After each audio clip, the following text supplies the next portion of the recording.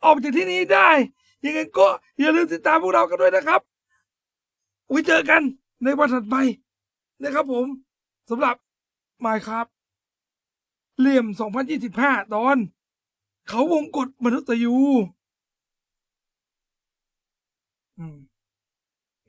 จบไปแต่ยังสตรีมต่อนะ แสงสุดสกาวอยู่ที่ดาวข้างฟ้าอยู่ที่ตรงนั้นฉันไม่กลัวความมืดมิด เขาจะทำอะไรกันต่อเนี่ย ไม่มีสิทธิ์จะเสนอที่รักเธออ่ะแล้วพี่โอซาดิการดิโอวิดีโอ เฮ้ย งานมองผมไม่อาจเอื้อมร้องเพลงกันละกันละแสนนี่คือนี่ไรนะวิธีให้ไรนะพี่แหบ ว่าไงน้อง ทำไรครับพี่แหบ ซักผ้าอยู่ ผมดิฟอะดิฟแล้วตกปลา เที่ยงคืน เอาเลยเอาเลยไม่ใช่สาลายครับเฮ้ยเร็วเร็วน้องรักเร็วน้องรักเร็วน้องรัก คิดว่า เร็วน้องรัก คิดไว้ว่าน่าจะประมาณสัก มันปิดหูอยู่ กี่โมงดี ไม่ อะ เป็นไรถึงมือไม่ได้ยินพี่กู สั รั ก กมึงนะเว้ยน้อง เที่ยงคืนเหรอ เที่ยงคืน น่าจะสักตีหนึ่งเอาไม่เอาตีหนึ่งอะเอา แค่บอกกันว่าฉัน เอาตีหนึ่งแล้วกัน น้อง ตีหนึ่งแล้วกัน ชาย ตีหนึ่งแล้ว ใคร กัน ตีผม น่ารัก ตีหนึ่งแล้วกันตีหนึ่ง เธอบอกเขา พี่โป้ตีผมเหรอ ไม่ได้ ดิ พี่โป้ตีผมเหรอ พี่อยู่ในน้ำเร็วคิดหน่อย แต่พี่จะบอกว่าพี่รักเองน้องชาย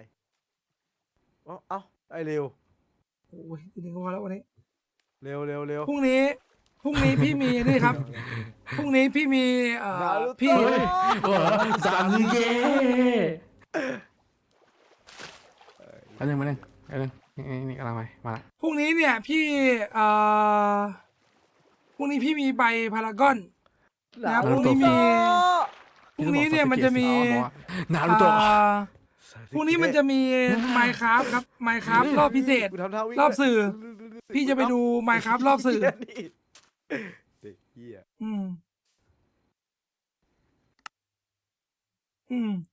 ก็คือเดี๋ยวพรุ่งนี้เนี่ย มันจะมี Minecraft รอบสื่อครับ ซึ่งเขามาเชิญไปนะครับ เขามาเชิญไปดู Minecraft รอบสื่อเนาะเขามาเชิญไปนะครับ ก็ทำให้พรุ่งนี้พี่หยุด พรุ่งนี้พี่หยุดนะครับ พรุ่งนี้พี่หยุดนะครับ ก็คือพรุ่งนี้พี่หยุด ก็จะมีน่าจะมีคนอื่นๆสตรีมอะไรไหมยังไงพี่ไม่รู้นะ ก็รอติดตามแล้วกันตอนช่วง2 ทุ่มเนาะ แต่ว่าพี่ไม่อยู่ในวันพรุ่งนี้นะ ก็วันนี้คิดว่าเดี๋ยวอยู่ถึงตี 1แล้วกันนะครับ โอเค แล้วก็ค่อยไปนอน แล้วพี่ต้องตื่นเร็วไง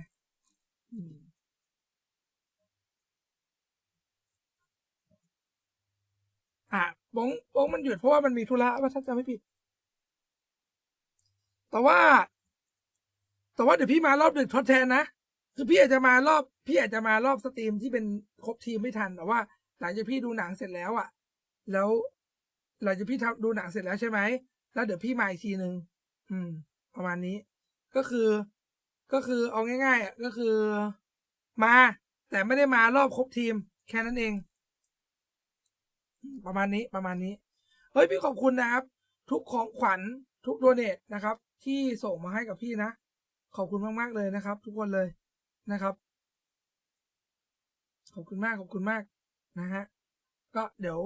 อยากดูอะไรอ่ะดูลิโป้เหรอเอาลิโป้ต่อปะล่ะวันนี้เล่นไปไกลขนาดไหนถ้า100%วันนี้น่าจะเล่นได้สัก5%มั้งไม่รู้เลยไม่มีภาพเลย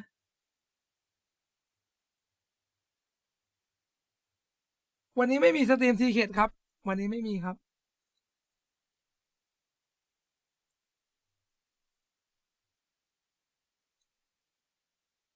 บ่าวคอมเป็นอะไรการ์ดจออาจจะเสียมั้งมีภาพ RL ไหมไม่มีภาพครับ RL นี่รออีกนานเลยครับรออีกนานเลยแต่สนุกไหมล่ะวันนี้ไมค์ครับเป็นยังไงบ้างที่เล่นเนี่ยวันนี้สนุกไหมล่ะวันนี้สนุกไหม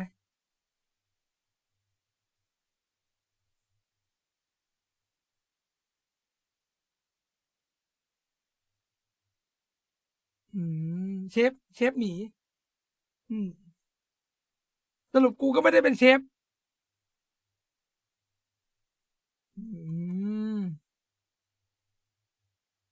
โอเคทุกคนสนุกก็ดีทุกคนสนุกก็ดีเสียดายนะไอ้บ่าวไม่อยู่นะวันนี้เสียดายมากคอมมันเสึกพังทั้งนั้น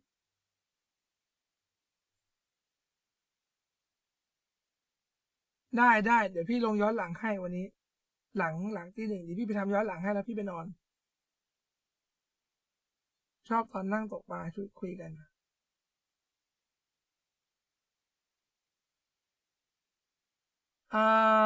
ไม่ชอบตอนพี่เล่าเรื่องผีเหรอพี่เล่าเรื่องผีน่ากลัวนะ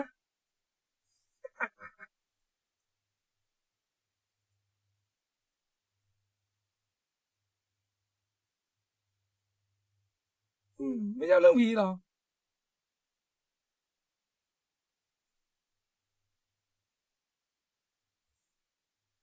อ้าวพี่เล่าไปแล้วนะโอ้โหไม่ตั้งใจฟังน่ากลัวมากขนลุกเลยเฮ้ยแต่อันนี้มาจากเรื่องจริงนะมาจากเรื่องจริงนะพี่บอกไว้ก่อนมาจากเรื่องจริงนะไอสัตว์โคตรแค้นแม่งเลยเฮียไอชิบหายคือไอ้เหี้ยเขาเล่นซ่อนแอบกันอะลองนึกภาพดิเขาเล่นซ่อนแอบกันอะไอ้เหี้ยแม่งหนีไปเล่นเกมไอ้สัตว์บอกกันสักคำไม่มีครับผมมาเจอกันครับน้องมาขวัญ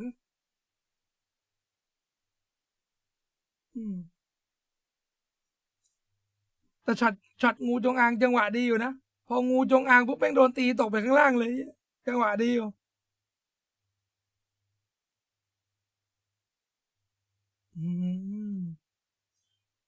ดีนะ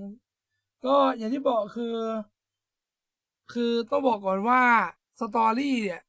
มันก็เป็นไปตามที่มันเป็นนั่นแหละเวลาดูอย่าไปคิดกันมากอย่าไปคิดว่ามันจะเป็นอย่างนั้นอย่างนี้ดูไปดูแล้วเราสนุกโอเคนึกออกไหมดีครับพ่อแหกพี่เป็นพ่อแล้วเหรอเป็นพี่ก็พอแล้วมีสปอยพวกนี้ไหมไม่มีนะไม่มีนะเพราะว่าพรุ่งนี้พี่ไม่อยู่ไงพรุ่งนี้พี่ไปดูไมค์ครับรอบสื่อมีใครไปเจอพี่ไปเจอได้นะเผื่อแบบพี่อยากไปเจอพี่ไปเจอได้นะครับแต่ไม่ได้ดูหนังกับกูนะไอเวน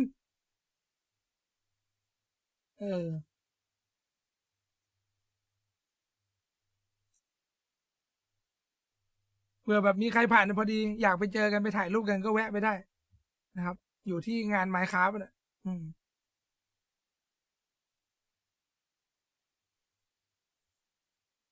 มารีโป้ดีกว่าพารากอนครับสยามพารากอน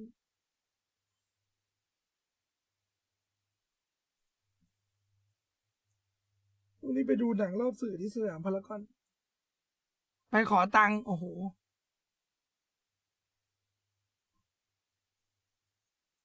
พี่นอนตอนไหน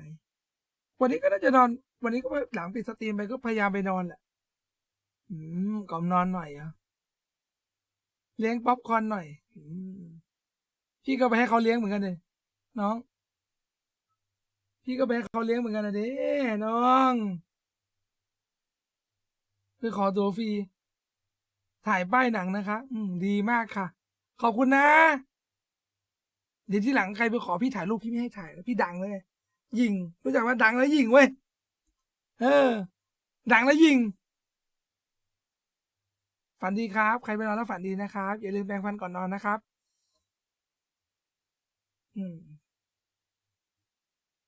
ยังไม่ลงครับลงตี 1ครับ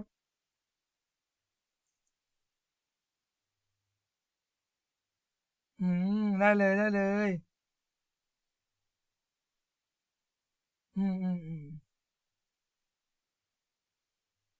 มาได้ลิโป้เดียวเออ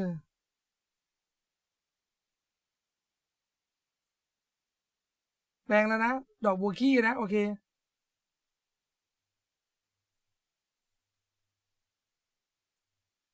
พี่เหนื่อยไหม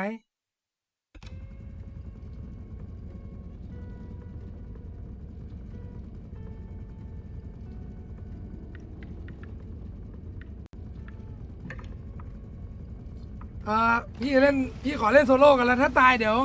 เอาไอ้แก๊งนั้นมาลองเล่นก็ได้ ไอ้แก๊งเดิมอะไม่รู้จะอยู่ป่ะ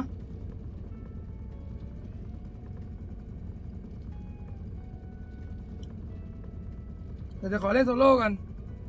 โซโล่กำลังตึง อยากทำสถิติไปด่าน 10 ด่าน 9 แล้ว ด่าน 9 แล้ว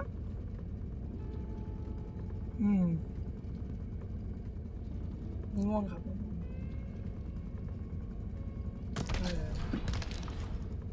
พี่ขอไปด่าน 10ไม่ได้ก่อนเนี่ย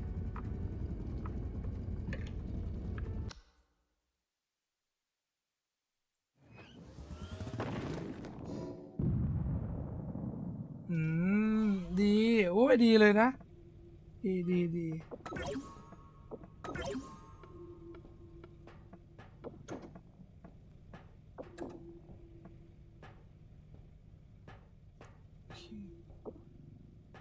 โอ้ยมือสั่นมือสั่นมือสั่น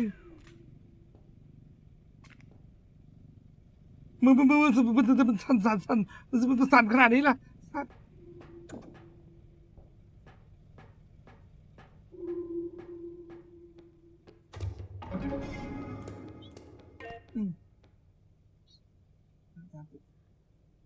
ปลุก5 ทุ่มมึงปลุกใครวะ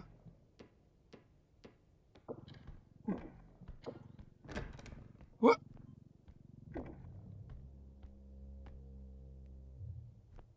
มาถึงก็เหี่ยวเลยเห็นไหมฮะ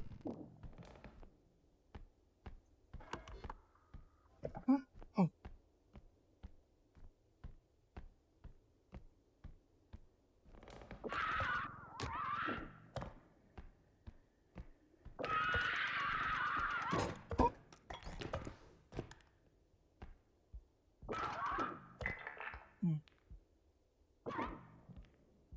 ไปซะไม่เป็นไรหรอกครับ การเรียนเอาจริงๆอ่ะทุกอย่างอ่ะพวก performance อะไรเงี้ยจริงๆสำหรับพี่มองว่าเป็นเรื่องปกตินะมันมีทั้งช่วงที่เราทำได้ดีช่วงที่เราทำได้พลาดไปหรือทำได้ไม่ดีอะไรเงี้ยไม่ต้องไปซีเรียสครับเอาเป็นว่าพี่ว่าถ้าสำหรับพี่แล้วเนี่ยถ้าจะให้แนะนำก็คือใช้ชีวิตให้แฮปปี้ดีกว่าครับถ้าตราบใดแล้วรู้สึกว่ามันไม่ไปกระทบกับอะไรกับใครอะนะโอ้มีช่องลงอย่างนี้ด้วยวะช่องไว้จุ๊บ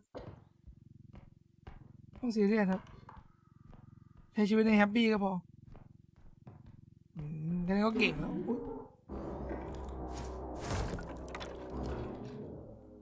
ส่วนนี้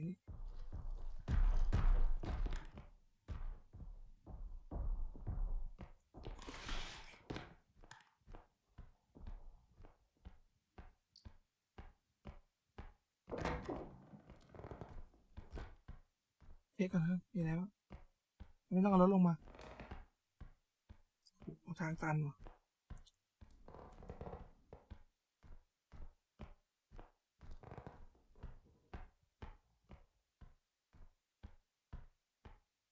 โอ้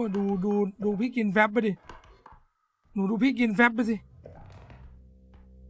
เร็วแรงทะลุนรกกับน้องเอ้ย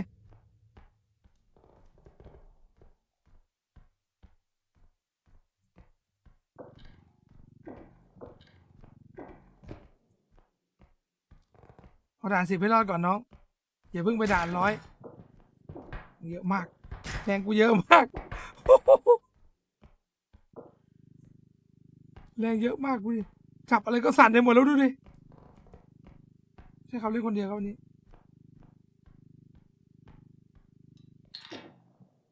จับอะไรก็สั่นไปหมดแล้ว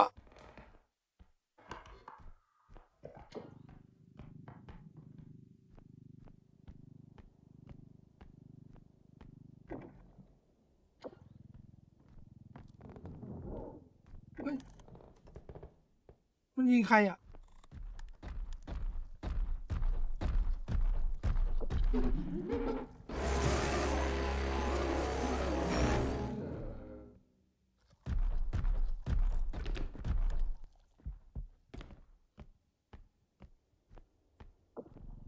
มือสั่นมือทัน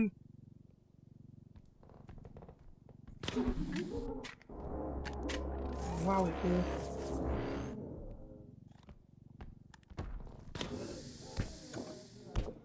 ไป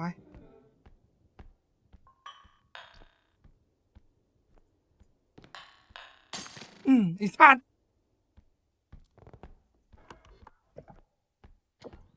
จะได้เงิน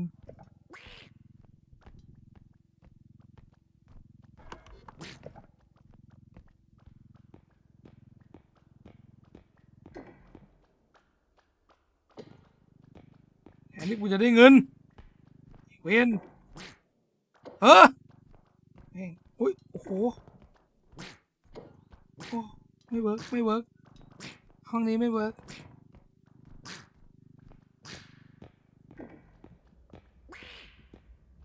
จับเป็นลงหลุมเลยจับไม่ได้ครับจับเป็นลงหลุมตายดิแดกแล้วก่อนสิน้องไม่ต้องเอารถขึ้นไปด้วยวะถ้างั้นเพื่อเจอของ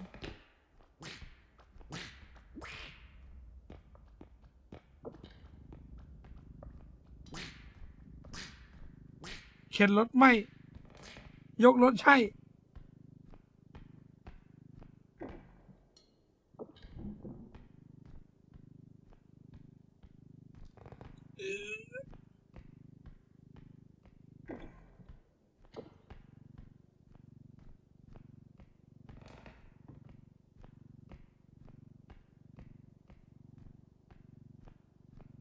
มีของให้เก็บบ้าง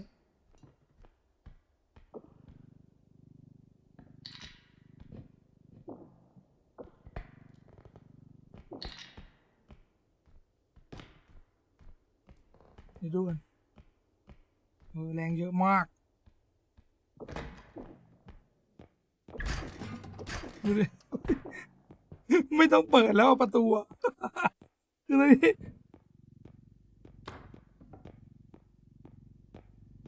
คือปกติไม่ต้องคอยเปิดซ้ายขวาอันนี้คือชากแล้ว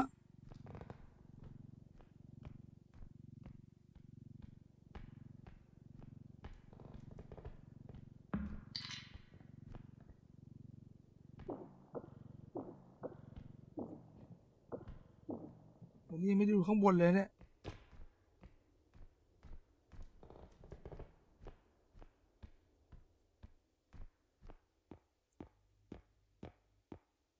แค่นี้มั้ง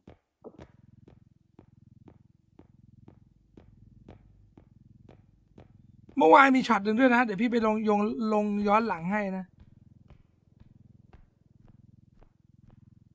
คือเมื่อวานแม่งพี่ฆ่าผีพร้อมกันเดียวเลย3 ตัวโคตรเท่โคตรอันตรายอ่ะ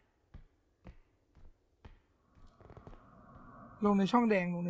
ถ้าย้อนหลังจะมีช่องแดงโอ้แล้วไอ้เป็ดนั้นมันจะยอมมาให้เราฆ่าวะเนี่ยไอ้ห่าใช้โดรนช่วยจับพี่ว่าไม่แน่ใจอ่ะแต่ว่าที่ตัดสินใจที่จะไม่ใช้เพราะว่าไม่ละ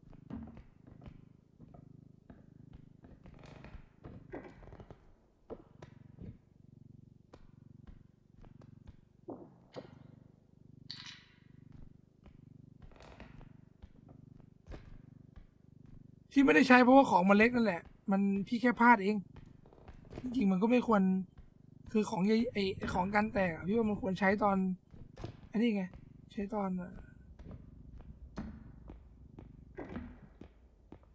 เก็บไอ้ตุ๊กตาที่เราเก็บไว้ฆ่าผีครับไว้เงี้ย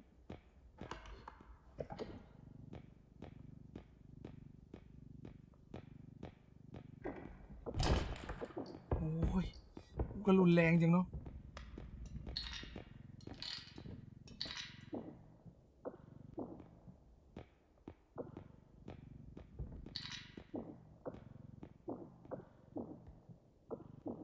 เท่าไหร่วะเนี่ยของมันเต็มแล้วนะกลับก่อนก็ได้ เฮ้ยเฮียอะไรอ่ะ ชิบหายแล้ว อุ้ย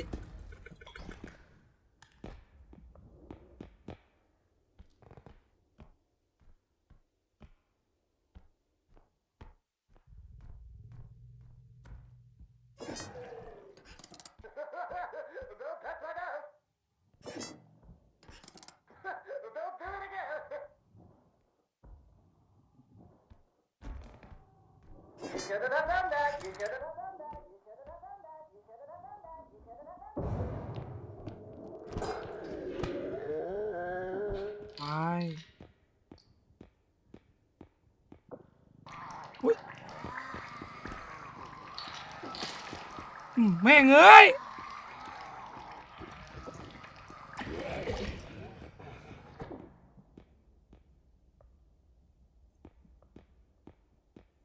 ของกูพังหมด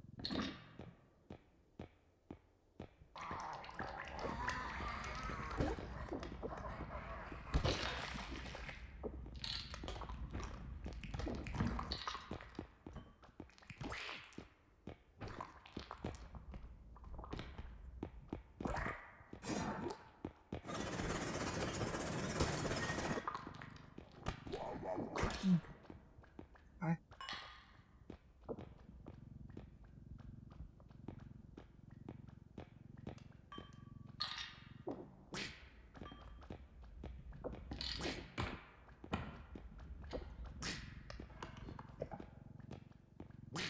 ด่านเก้ามันจะมาครบทุกตัวเลยใช่ปะ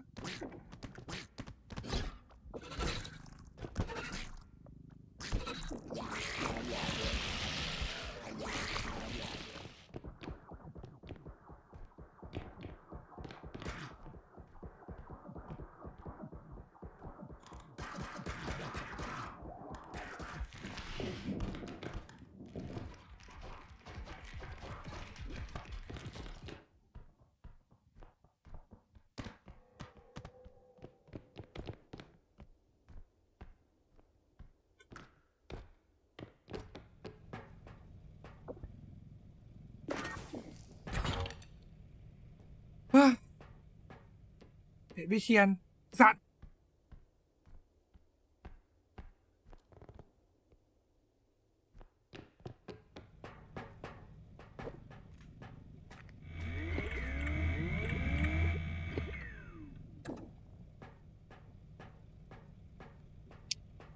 แม่งเอ้ยกูจะไปดีๆได้ป่าวะเนี่ย ของแตกปะเนี่ยเมื่อกี้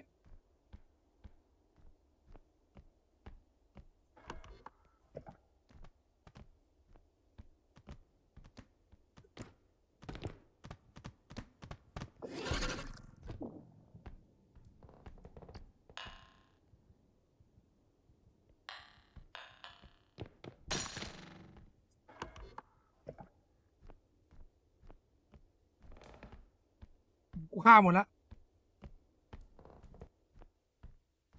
กูฆ่าแม่งหมดไปละ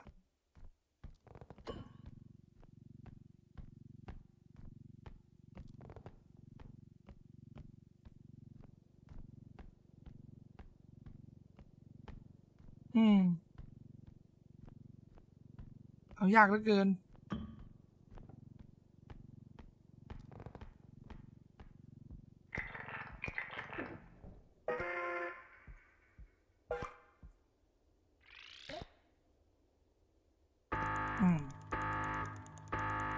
คนเดียวก็เพียงพอ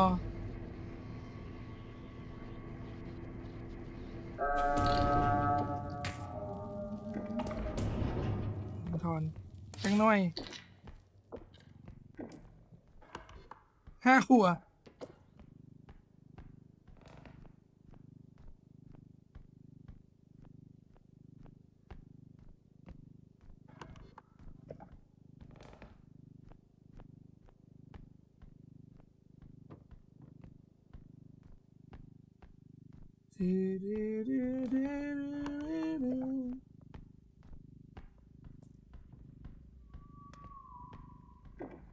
เสียงอย่างวะ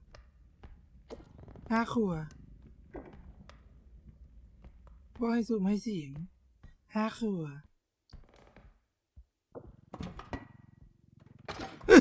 แรงเยอะมากอันนี้เอาไว้ฆ่าอันนี้ไว้ฆ่าผีโอ้โหนี่นะมูลค่าไม่ใช่เรื่องใหญ่ไอ้ตัวนี้เดี๋ยวกดไว้ก่อนกดจมูกไว้ก่อน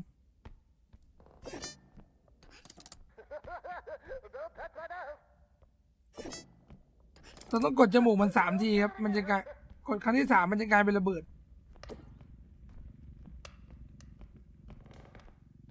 ไงมาสายตึงแล้วมาสายตึงแล้วว่าไง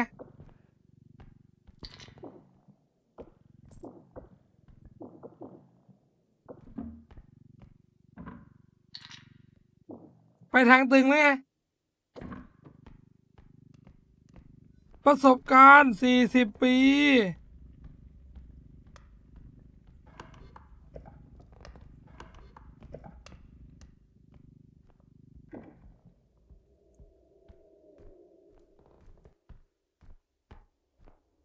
ตรงนี้มีห้องน้ำห้องน้ำมันน่ากลัวมีแจกัน พี่คิดว่าถ้าตรงไปอีกน่าจะเป็น ถ้าตรงไปอีกน่าจะเป็นห้องไอ้นี่นะ น่าจะเป็นห้องไอ้นี่ละ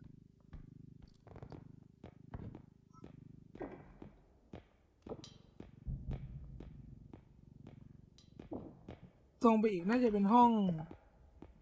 งขายของอันที่2อะคิดว่านะ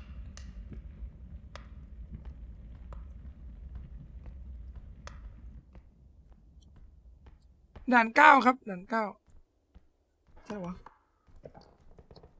ของเยอะอยู่นะโว้วแม่งไหนยึกยือขึ้นลงจริงด้วยครับที่2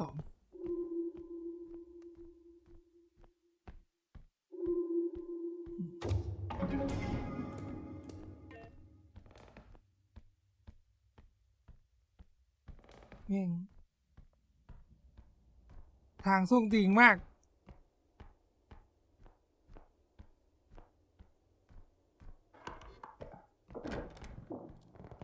แต่ห้องน้ำเยอะนะ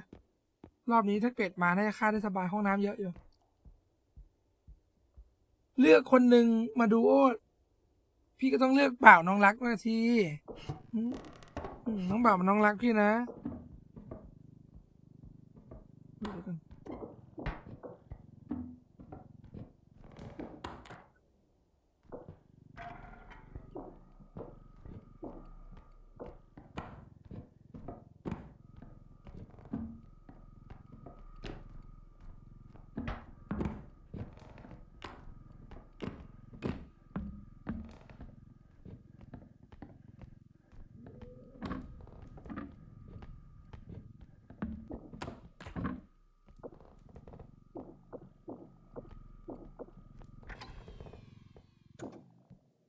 โอเคฝากมานี่ก่อน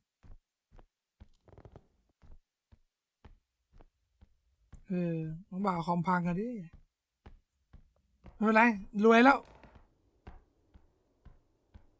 โดเนทวันละ8,000รวยแล้ว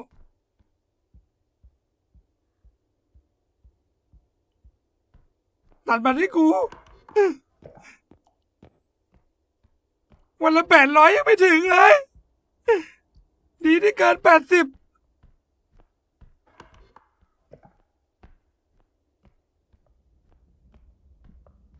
วัสดีครับสวัสดีครับ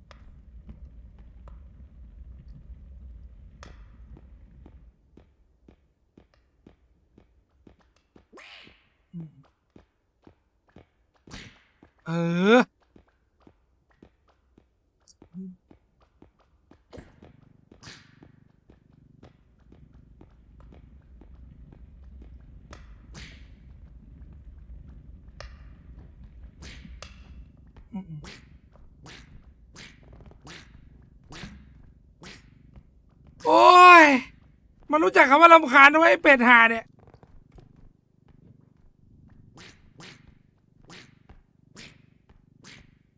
รอกูแป๊บเป็ดวิเชียนสัตว์มามึงตามมาทีนี้เสือกไม่ตาม ส้นตีนมานี่มามาแวกใกล้ๆกูดิมาห้องน้ำมีห้องน้ำมีมาเข้าไป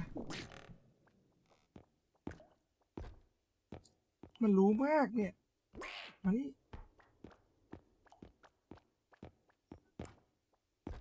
นั่นเนี่ย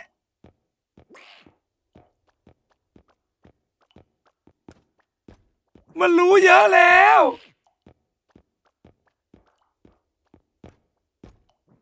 พูดทีนี้ทำแบบนี้ไม่ได้แล้วว่ะไปฉลาดแล้วไงไอ้เป็ด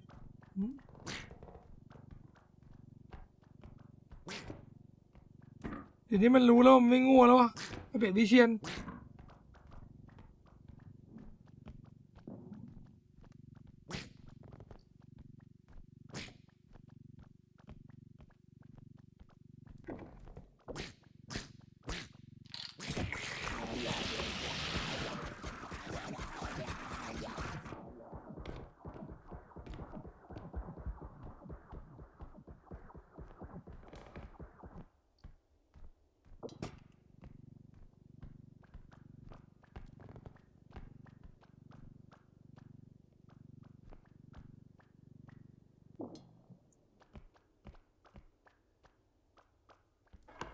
เหนื่อยกับมันจริงๆว่ะ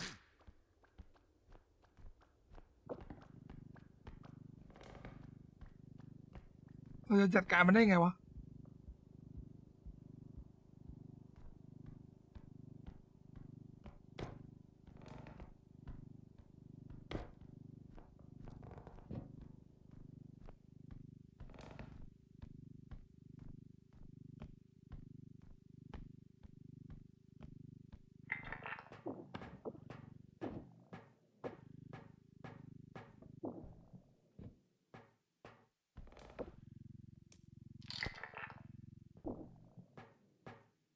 ตั้งเลย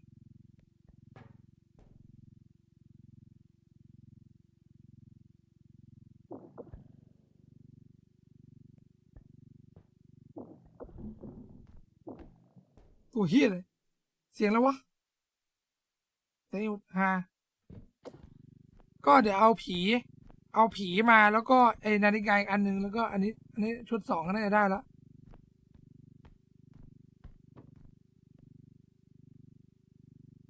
อ๋อเข้าเครื่องขายเอาเครื่องขายนี่จะให้เป็นหนีบมันก็ไม่ง่ายนะไม่ง่ายพี่บอกเลยไม่ง่ายถ้าเอาเครื่องทับไปหนีบน้องอ่ะไม่ง่ายแต่แปลกว่ะคือเกมอ่ะมันไม่น่าจะคือพี่งงว่ามันเกมมันทำให้แบบฉลาดวะช็อตเมื่อกี้คือแบบ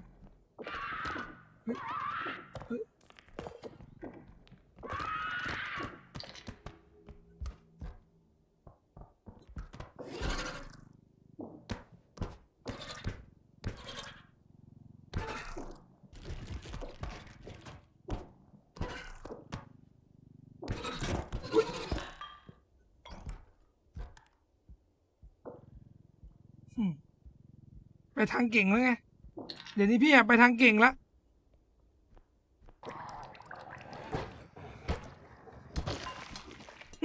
ไปทางเก่งซะแล้ว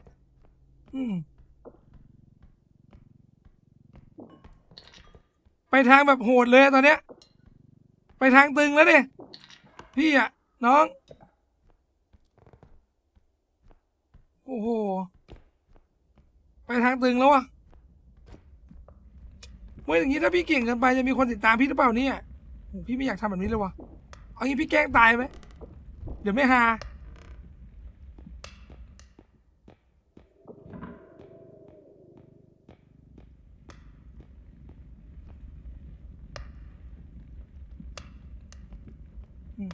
ดูไว้เด็กๆถ้าพี่เอาจริงจะเป็นอย่างนี้แหละที่เห็นพี่เล่นแบบอยู่ในไอ้แก๊งนู้นก็คือแบบคือพี่แกล้งโง่ไงนึกออกปะคือแบบพี่แกล้งเล่นเอาฮาเนี่ยแหละเนี่ยวันที่พี่เอาจริงอย่างนี้แหละก็มาตกใจกันไม่ต้องตกใจเรื่องปกติ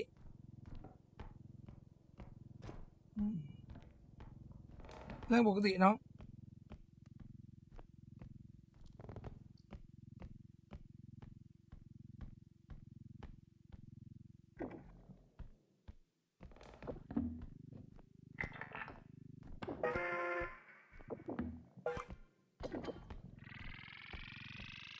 46,000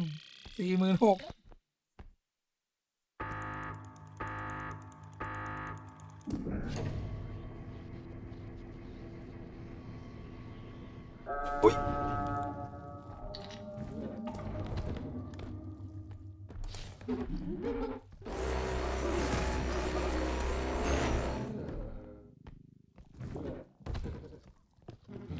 อุ๊ย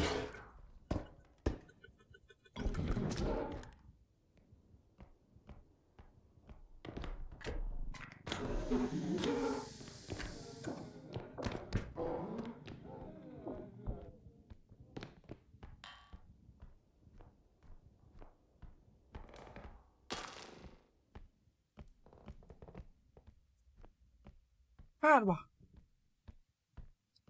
เอาจริงๆช็อตนี้พี่ว่าพลาดไปเยอะเลยว่ะ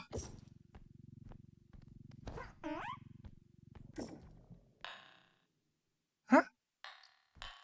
เอ้าอะไรของมึงนี่ไอเด็กเป็ด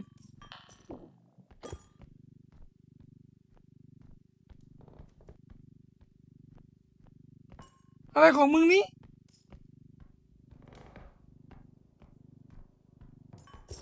อหย่างวะ5 ขวบ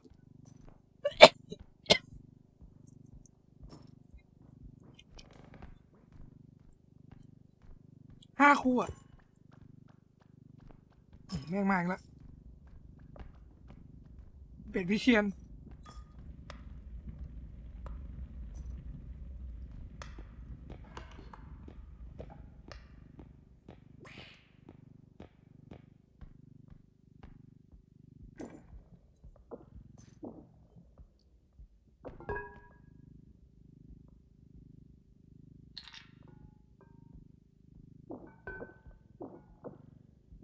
โอเคของยาว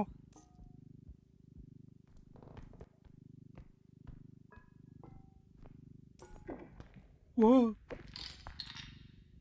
5 ขวบสี่ลวงแล้ว5 ขวบ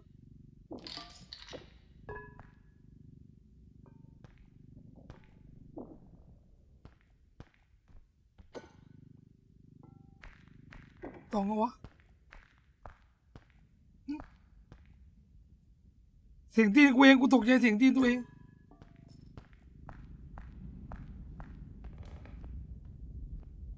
5 ขวบ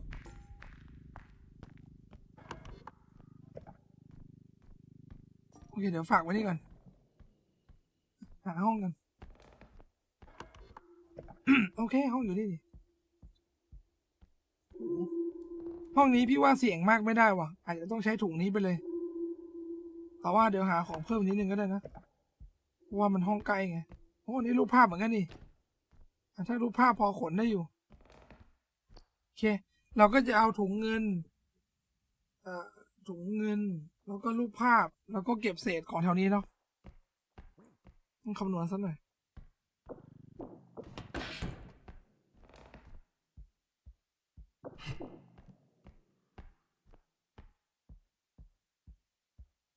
ทางแบบส้นตีนมากอะ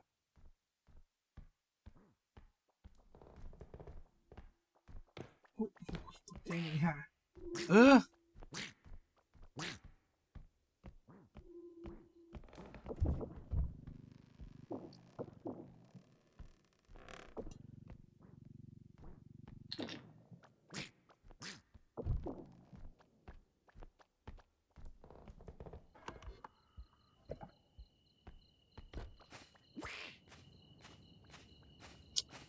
แค่นี้แหละ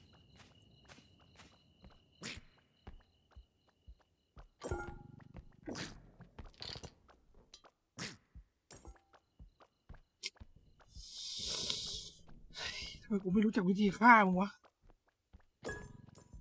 แม่งห้องน้ำก็โกงกูไปแล้ว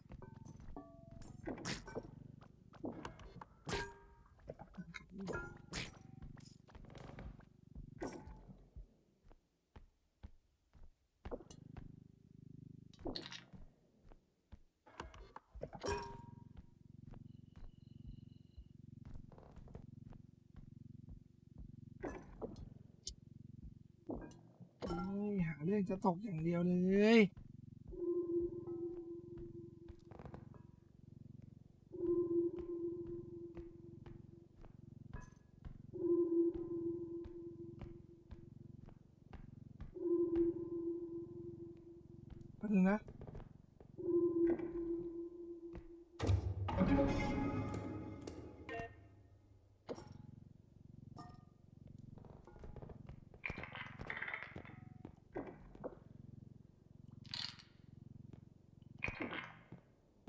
เคซ้ำจริง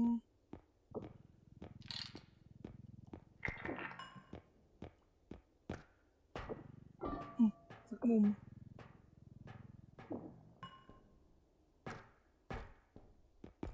มงกุฎ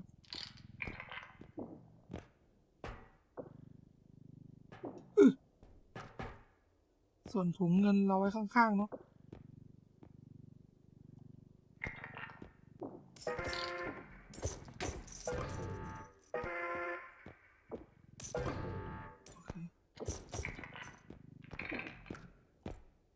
เสียไป2,000เลยเวียน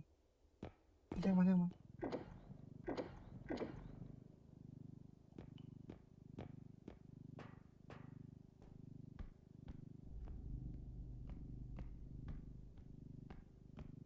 เฮ้ยกูเสียว่ะเฮ้ย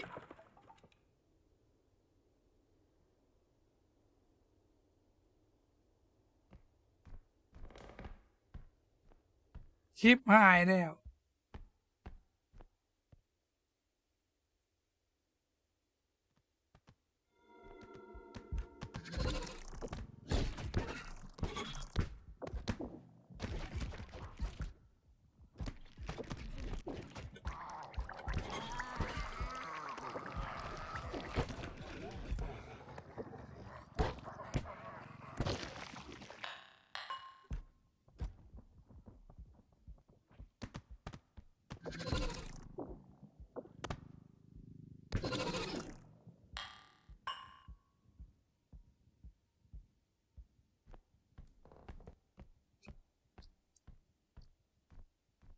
ชิปหายแล้ว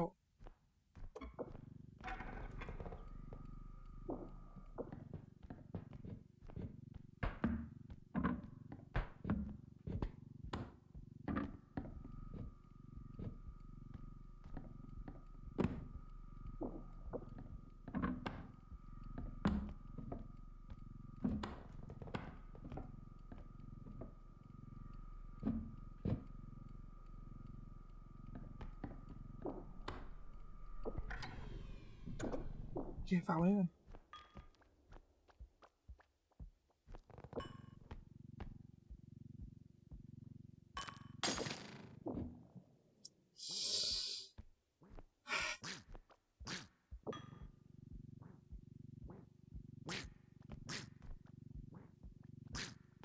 5 คู่อะ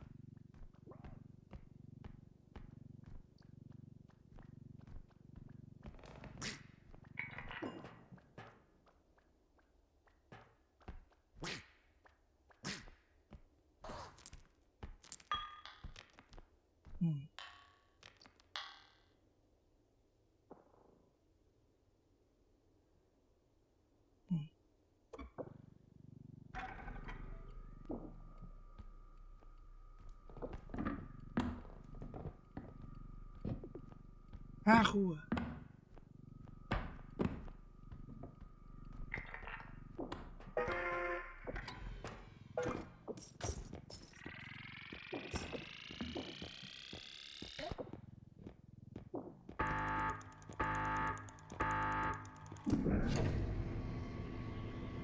โอ้ยท่านอาจารย์ซาบุกุซึบากิจำได้แม่น พี่จำได้แม่น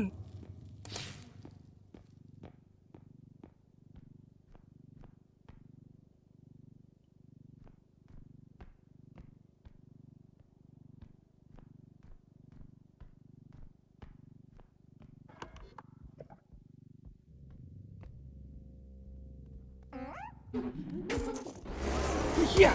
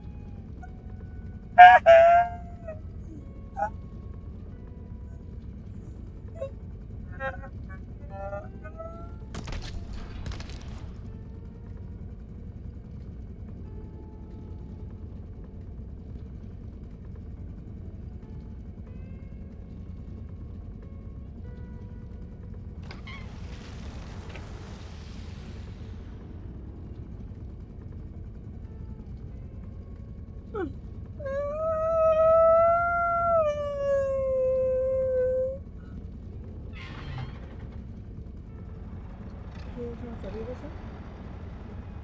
สวัสดีนะคะคุณเก่งสวัสดีนะคะ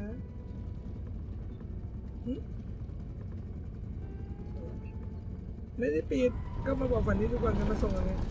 โอเคค่ะฝันดีนะคะครับก่อนนะคะโอเคจ้ะ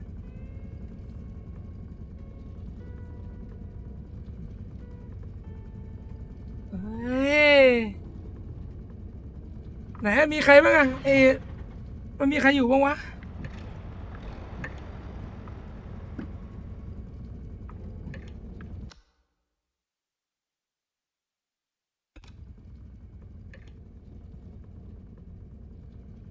มีด้านหลัง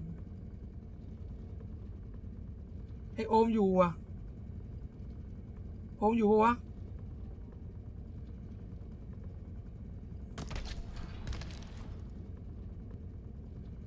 ผมไม่น่าเล่นมั้งจะเล่นเหรอ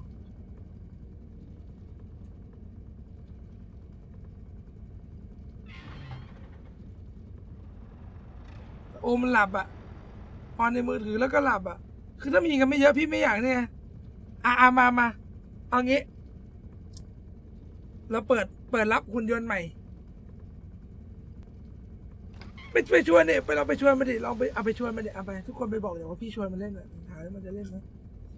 ไปถามมันไปเอางี้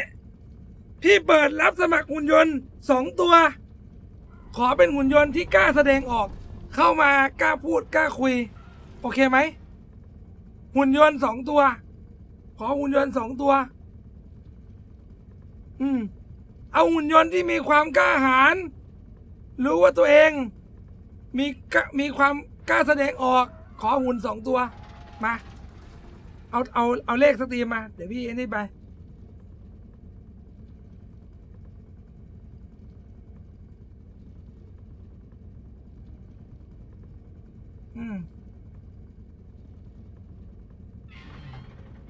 หุ่น2 ตัวหุ่น2 ตัวขอกล้าแสดงออกนะใครเข้ามาการแสดงไม่ดีนี่พี่เอาออกกันนะพิมพ์เลขมาสิต้องพิมพ์เลขสตรีมมาจะได้แอดได้ไง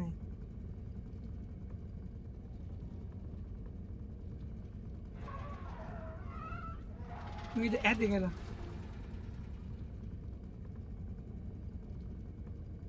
ผมไม่มีตังค์ดีมากโอเคไม่เป็นไรไม่มีเหรอ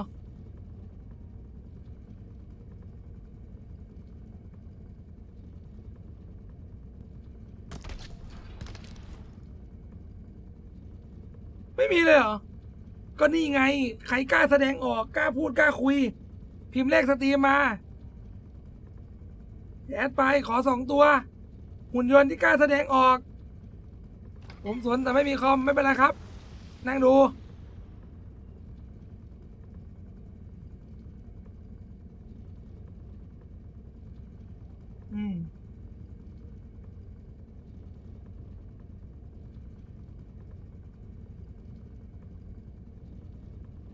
ไม่มีเลยเหรอไม่มีหุ่นตัวไหนกล้าแสดงออกเลยเหรอหรือพี่ไปรับสมัครหุ่นกัน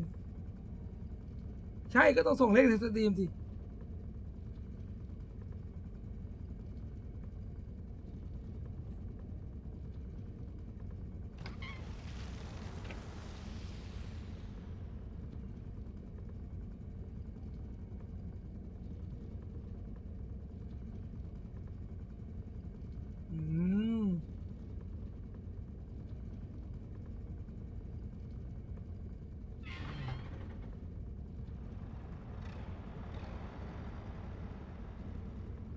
นั่นไหลว่าไม่มีเลยว่ะ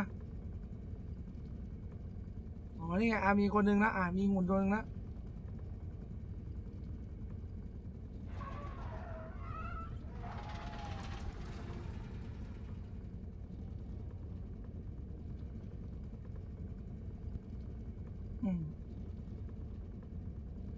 เอามาหนูกล้าแสดงออกค่ะแต่ตอนอยู่คนเดียวอยู่ด้วยกันก็ต้องกล้าแสดงออก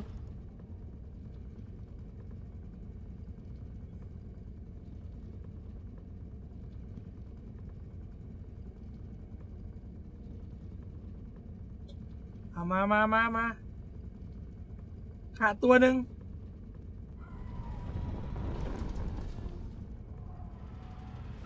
ขาดหนึ่งตัว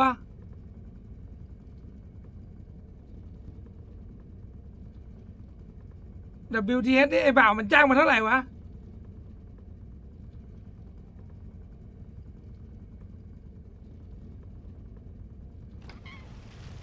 ฮะ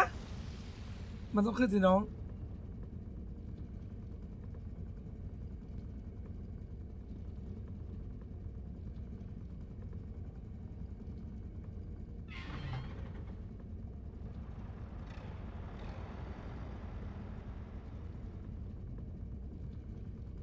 นี่มึงแอดไปแล้วไม่ใช่หรอ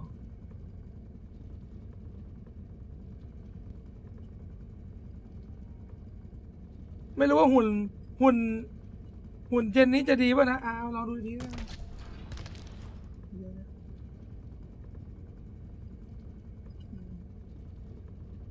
ปกติมันก็กดทีเดียวมันก็ได้ไม่ใช่หรอ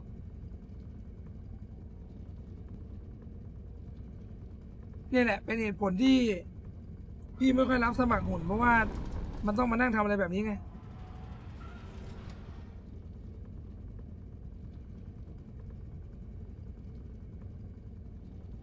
ไม่ทันแล้ว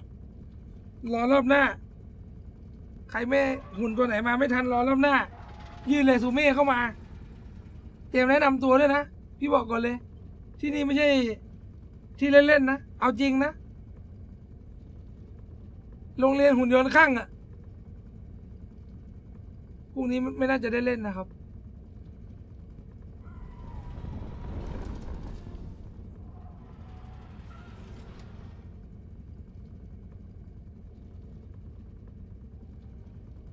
ไหนไม่เห็นเครื่องตรงนี้เลยอ่ะเราไม่ได้ออนหรอ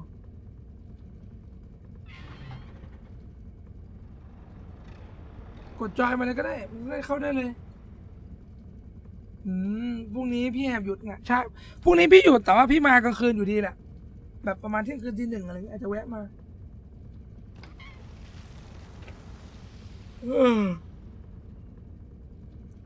พอหุ่นยนต์มีร่างกายแข็งแรงนี่ไงบอลได้แล้วนี่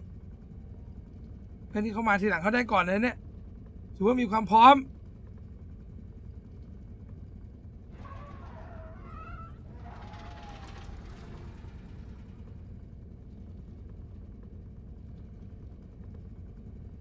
ใจเย็นน้องใจเย็นน่าจะคุยรู้เรื่องแล้วนะคือพี่รับสมัครแค่2 ตัวแล้วน้องมาช้านะครับ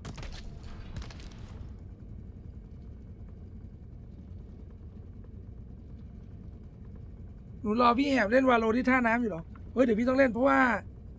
พี่เก็บแบนเดนพาร์ทอยู่ไงเก็บแบนเดนพาร์ท สวัสดีครับ โอ้โหกี่ขวบวะเนี่ยชิบหายแล้วหุ่นเด็กเดี๋ยวรอก่อน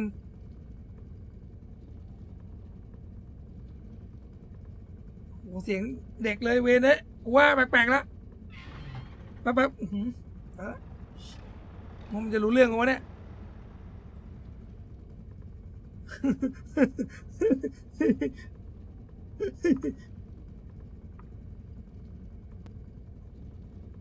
แล้วเสือกเปลี่ยนเสียเฮ้ย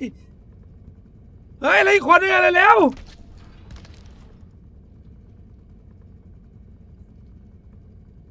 วันนี้ไอ้กายเล่นปะพี่ว่าเอากายมาคุมเด็กเดียวไอ้กายมาปะกายมึงมีปะลิโป้อะเข้ามาคุมเด็กปะ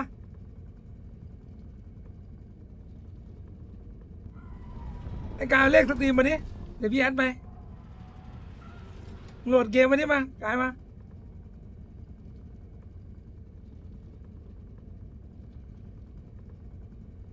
เดี๋ยวพี่ให้ตำแหน่งเลยเอายศไปเลย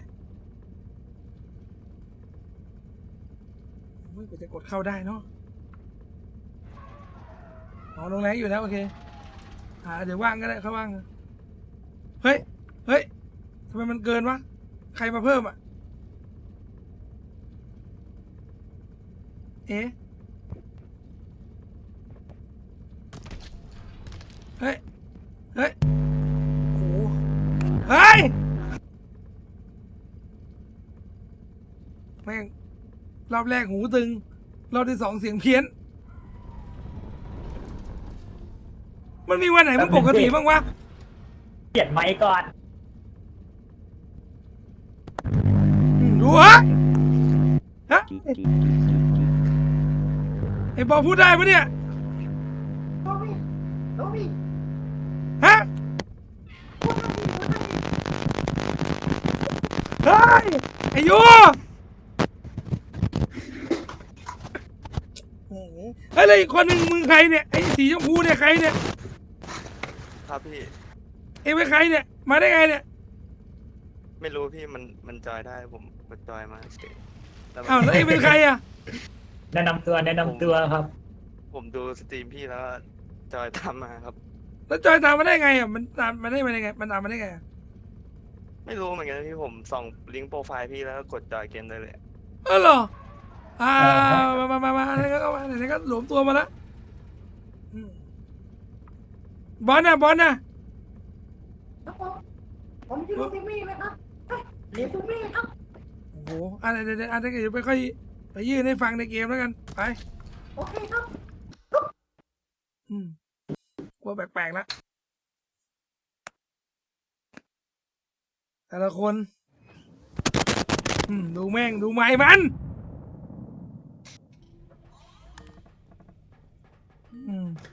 เดี๋ยวพี่เรียกทีละคนออกไปข้างนอกเลยออกไปข้างนอกกันออกไปข้างนอกกันไปเดี๋ยวเรียกทีละคนทีละคนมาสีเขียวมาก่อนเลยสีเขียวมา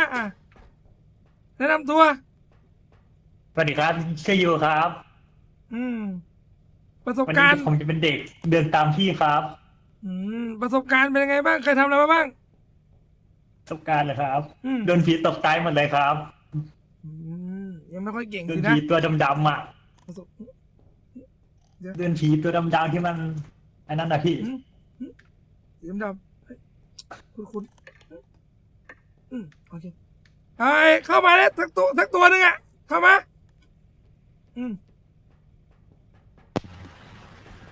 สวัสดีครับชื่ออากัสครับ โอ้ โอ้โหเอาเสียงเมื่อกี้ดีกว่าเสียงแรกอ่ะไม่ใช่เสียงนี้เอาเสียงก่อนหน้านี้เออ สวัสดีครับชื่อออกัสครับ ออกัส ใช่ครับ ออกัสกี่ขวบแล้ว 11ครับ 11 ขวบ ใช่ครับ อันนี้จริงปะเนี่ยเอาจริงๆนะอย่าโกหกกันนะ อันนี้จริงครับจริง 11 ขวบนะตอนนี้เรียนอยู่ปไหน ๆป้าครับ ป.5 นะมีประสบการณ์อะไรบ้างในเกมเนี้ยในการเป็นหุ่นยนต์เนี่ยมีประสบการณ์อะไรบ้างเล่าให้ฟังสิ โดนผีฆ่าตายบ่อยครับ แล้วไม่มีแบบประสบการณ์แบบในของดีๆฆ่าผีได้อะไรไม่มีเลย มีครับมี มีฆ่าได้บ้างเนาะถือว่าสัมภาษณ์พันเอาไปอยู่ร่วมกับสีเขียวเข้ามาอีกตัวนึงอะทีละตัว อย่าเกี่ยงกันอันนี้สีอะไรเนี่ยชมพูเหรอ ชมพูครับ ชื่ออะไร ชื่อเจครับ เจ ครับผ อายุ ม เท่าไหร่ประสบการณ์ อายุ20ครับ 20ประสบการณ์กี่ปี ในการเป็นหุ่นย เล่ น น ต์ ด่านประสบการณ์เล่นด่านแรกครั้งแรกเล่นเกือบชั่วโมงนึงครับ ด่านแรกมึงเล่นเป็นชั่วโมงเลยแล้วคิดว่าจะช่วยอะไรผมได้ไหมระดับผู้บังคับบัญชาการเนี่ยลงมาสั่งการเอง พี่ เนี่ย เขียวพี่ คิดว่าช่วยล่อผีและช่วยยูให้พี่ได้ครับ พี่ชื่อยูป่ะใช่ไหม ฮะใช่สิครับชื่อยูครับ ค่อยคุยกันสิสัมภาษณ์อยู่ ลืมเลยเนี่ยเอาชื่ออะไรแล้วขออีกทีนึง ชื่อเจครับ เจโอเคเจประสบการณ์ไม่ค่อยมียังผ่านด่าน 1ไม่ได้ด้วยผ่านได้ยังแต่นาน ผ่านได้แล้วครับ ผ่านได้แล้วแต่นานโอเค ใช่ครับ สอบเดือนยังครับ เดี๋ยวเราทดสอบนะไปรวมมาตัวสุดท้ายชื่ออะไร หน้าเขาโหดจังอะ สีม่วง อะไร ทำไมหัวหน้าเขาโหดจังอะทุกครั้งมันเป็นอย่างนี้นะ อะไร อันนี้อ่านสคริปต์อยู่หรือไงเฮ้ยมาสมัครงานเฮ้ยชื่ออะไร อย่าข มีบักหรือเปล่า เฮ้ย พูด เร็ว แกชื่ออะไร ำลืมเปิดไมค์ครับ เอ้า อ้าว ชื่ออะไร โอ้ยเรียบร้อย ชื่อบอลครับ บอล อายุเท่าไหร่ กี่ปี ไม่เกิน15แล้ว 25ครับ 25 เสียงมัน3 ตัวรวมมึงอะมึงยังดูเด็กกว่ามันอีก พูดดีๆได้ปะเนี่ย เสียงเสียครับ ฮะ เสียงเสียครับห้องเสียงเสีย เสีย ยังไม่ได้ซ่อมเลยครับ โอ้แล้วประสบการณ์น่ะไหนเล่าวีรกรรมมาสักอย่างสิ เกี่ยวกับการเข้ามาทำงานที่เนี่ย โอ้หลายเรื่องแล้วครับ เรื่องแรกนะผมจำได้ใบแดงครับ ได้ใบแดง จำได้ตำนานยืนกรมไม่ต่ำกว่า2 ปี 2 ปี มือปืน มือปืน ผมทำมาหมดแล้วแบงเดียวครับไม่เคยยิง เคยทำมาหมดแต่ไม่เคยยิง เป็นทหารมา2 ปี ปืนไม่เคยยิง ครับแบงเดียวครับ ลูกทรงอะซักกางเกงในให้นายอย่างเดียว แม่งเอ้ย แต่ก็ในเมียครับ ฮะเมียนายด้วย ไม่ใช่ของ เมียนายครับผมเมียนายครับ อันนี้เหี้ยจริงไอ้สัสอ่ะก็ถือว่า ดูดีมีประสบการณ์ เอาไปทำงานได้ไป รู้จักกันนี่น่าจะได้ยินกันหมดแล้วแนะนำตัวกันเองหมดแล้วก็ไปจัดการไปทำงาน โอเคครับ เออ แก่แล้วจะทำทรงไว้ไป 1 2 3ตึ๊บ1 2 3ตึ๊บ เอ้ยเอ้ยเอ้ย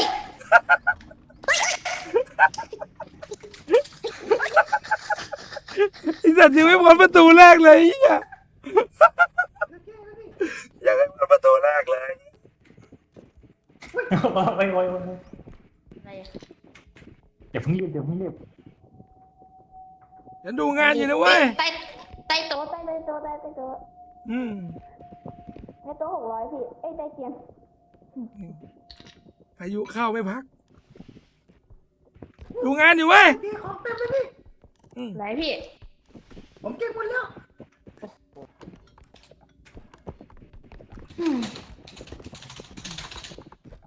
จะได้เรื่องไหมไปไป กัปตันครับมันมีของอยู่ตรงนี้ผมเปิดแมปแล้วแต่ผมหาของไม่เจอ ไม่มี มีอะไร มันเรื่อง อ๋อ เย อยู่ อะ บนตู้อยู่บนตู้ มีอะไรไหมพี่ อ๋อ มีแจกัน เอารถมาปีนเดี๋ยวเขามาเอาก็ได้ โอเคครับ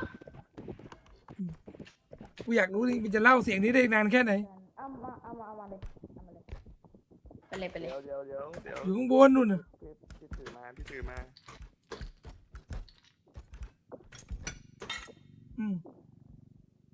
เอาไปเอาไปสิ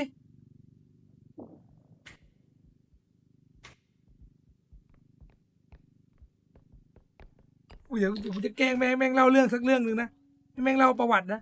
ให้แม่งเล่าสักเรื่องหนึงนะกูอยากรู้มันจะเสียงได้อีกนานไหม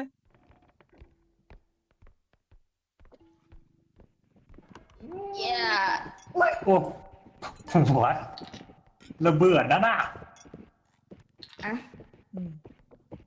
ดู ครบ ปล่อย ยังอ่ะ ปล่อย ครบแล้ว เราจะเอาให้เอาให้มากที่สุดเฮ้ยหก ระเบิด แย่แล้วลงโดดไม่ได้ลงโดดไหมมีลงโดดไหมลุกนั่งเต็มที่เอาไม่ได้ ได้ดูสิลุกนั่งไหมอย่างเงี้ย ไปจับตัวมันมา ได้ครับได้ ไปจับตัวมันมา ไอ้หนูมอบนั่นแหละ เฮ้ย มอบ นั่งลง ชิวนั่นแหละต้องโดดเลยนะ ทำไรขัดขืน โทษทีครับโทษที ขัดขืน กระโดดไปแล้ว นี่จะอยู่ที่ปากีสถานแกตายไปแล้วนะรู้หรือเปล่าอะทำแบบเนี้ยฮะ เฮ้ยกระโดด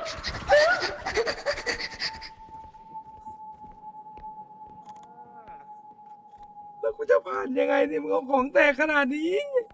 ไอ้น้อง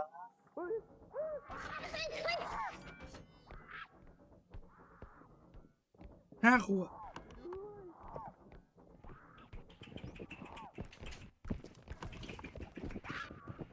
เป็นอะไร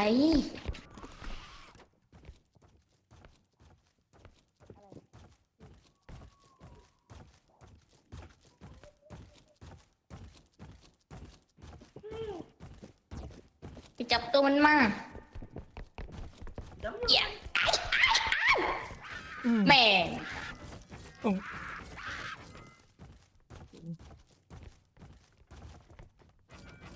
พี่แฮม ว่าไง ผมว่าเราฆ่ามันได้ ฆ่าไง รวมกันจับทุ่ม ไม่ได้นะเราทำไมมันล้มไม่ได้เนี่ย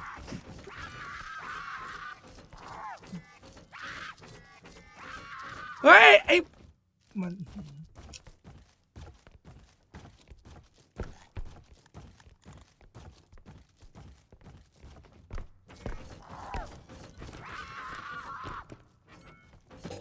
ช่วยด้วย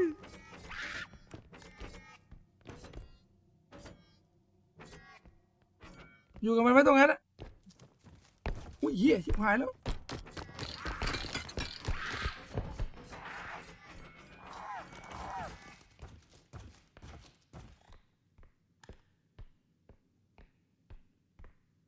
ไหนวะ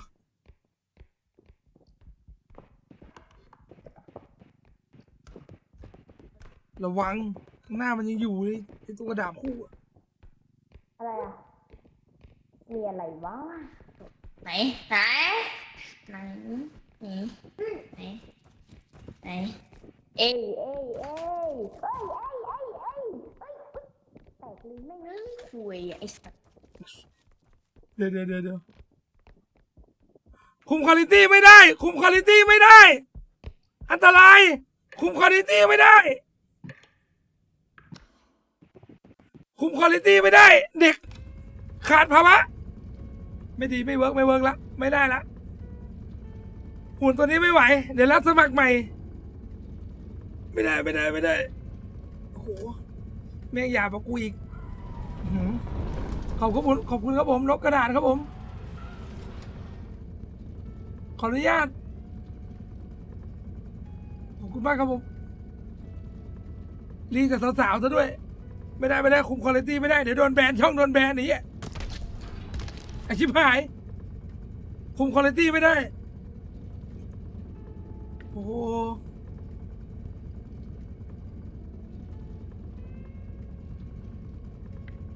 คุมคุณภาพไม่ได้ คุมคุณภาพไม่ได้ เอาใหม่มาเป็นดุนเลยเมื่อกี้ไอสัตว์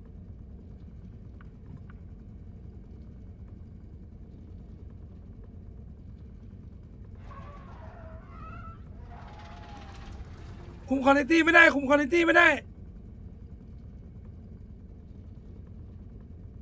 ลบก่อน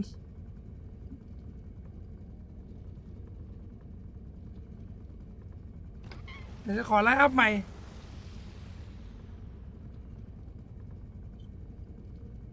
เอาใหม่คุมคุณภาพไม่ได้โอ้โหอันนี้หุ่นยนต์มีวุฒิภาวะใช่ไหม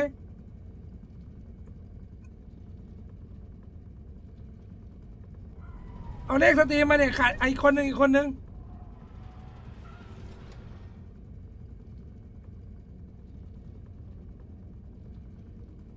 คุมคุณภาพไม่ได้โอเค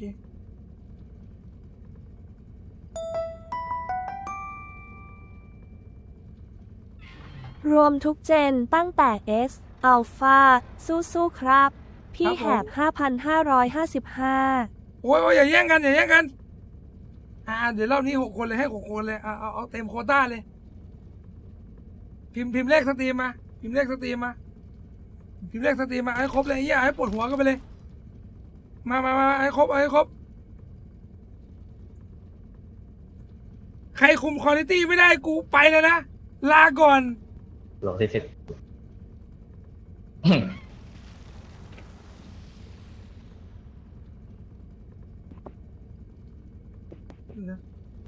ใครวะ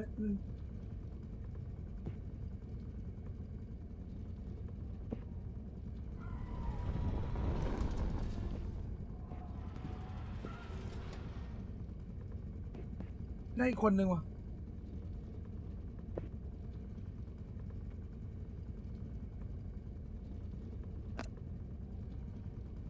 โอ้ออกัสมึงหยาบเกิน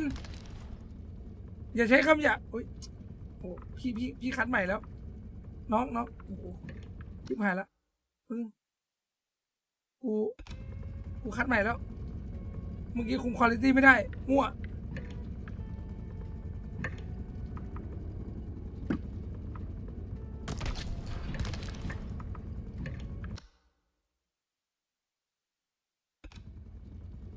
เดี๋ยว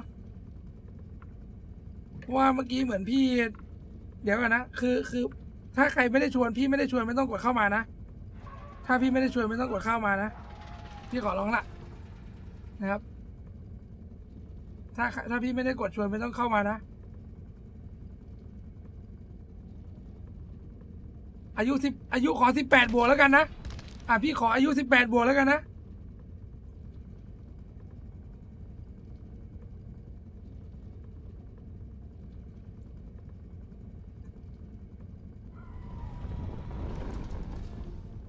วันนี้ไม่น่าใช่เลย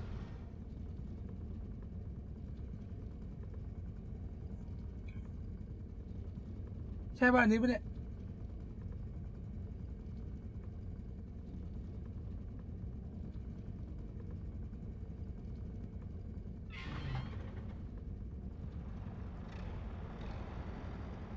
ขออายุ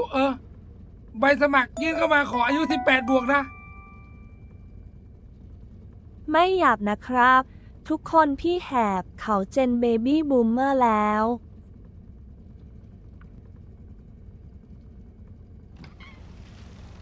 โอ้ยไม่ได้กดชวนไม่ต้องเข้ามาสิเว้ยเดี๋ยวชวนเอง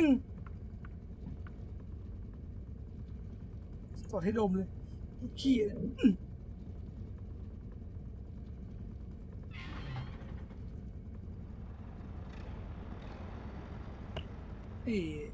ต้นนี่คนไหนวะเนี่ยมีคนนี้อีกคนนึง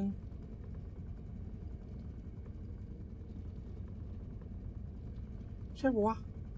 โอ้โหไม่มีชื่อด้วยเป็นรหัสมาเลย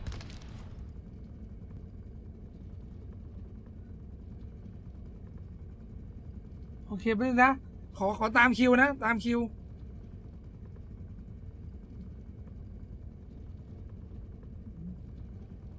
คัดยากเหมือนนั้นเนี่ย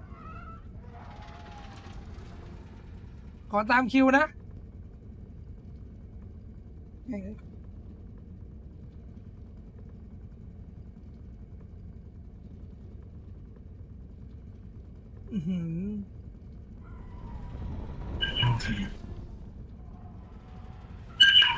โอ้โหหยอดน้ำมันบ้างนะเฮ้ยหยอดน้ำมันหน่อยเฮ้ย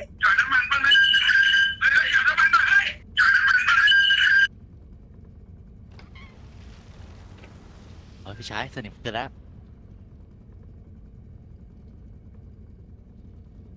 มีคนเดินเข้ามาบอกว่าเนี่ยไอ้66011นี่ใครเนี่ย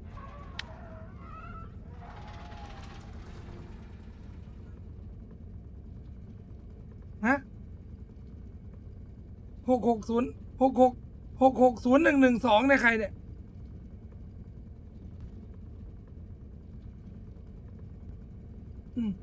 กูคุยกับใครนะหรอ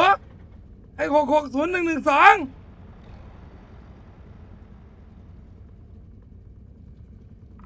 แล้วมันเตะออกห้องไม่ได้ด้วยนะ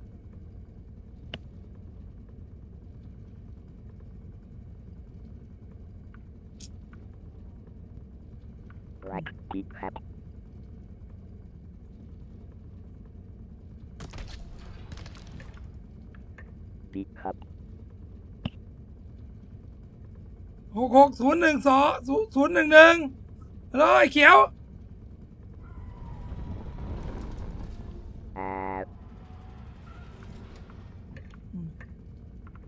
กูว่าวันนี้ไม่ได้เล่นละเยอะไปกูว่าคุมคุณภาพไม่ได้ละ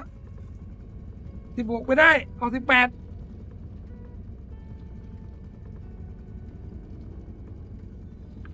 เฮ้ยเดี๋ยวนะมันตั้ง private ไม่ได้เลยไงวะ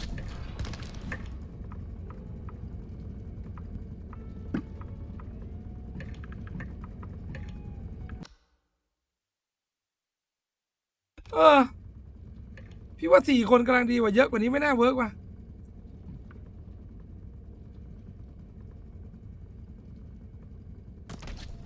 เดี๋ยวตามคิวก่อนเอาคนที่เมื่อกี้ดูเสียงปกติกันโค้ดด็อกเตอร์คือถ้าเข้ามาไม่พูดอย่าเข้ามาเลยพี่ขอร้องแล้วกูจะเล่นพี่อ๋อไอรหัสผมเองแก้อยู่โอเคงั้นก็แก้เสร็จก่อนแล้วกันนะโอเคได้ยินไหมได้ยินครับผมอายุ15ผมออกได้ไหมครับ15เหรอครับอายุ15ครับก็ไม่เป็นไรลองดูโอเคครับโหนี่ถือว่าซื่อสัตย์เป็นหุ่นยนต์ที่ซื่อสัตย์มาก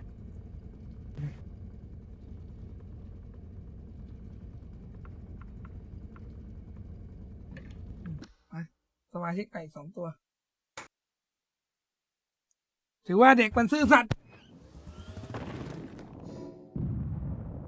เสียงคุณไม่15เลยนะไอ้สีเขียวนี่รู้จักละไอ้สีเขียวไปรอเลยผ่านละอันนี้ตัวนี้ผ่านละผ่านคุณภาพไอ้สีเหลืองชื่ออะไรสวัสดีครับชื่อนนท์ครับนนท์อายุเท่าไหร่อายุ21ครับผม21มีประสบการณ์อะไรบ้างมีประสบการณ์ชอบเดินตามผีครับเดินตามผีแล้วจัดการมาได้ไหมเดี๋ยวเอาไว้ดูหน้างานอีกทีครับกลั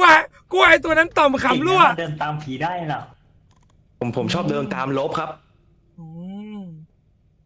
เฮ้ยยังไม่ได้สั่งให้ไปเลยครับผมไหนเล่าวีรกรรมมาสักอย่างหนึ่งสิวีรกรรมเนี่ยผมชอบในการจับกบเล่นนะครับจับกบเหรอใช่ครับกบเชฟยังไงวะเชฟกบ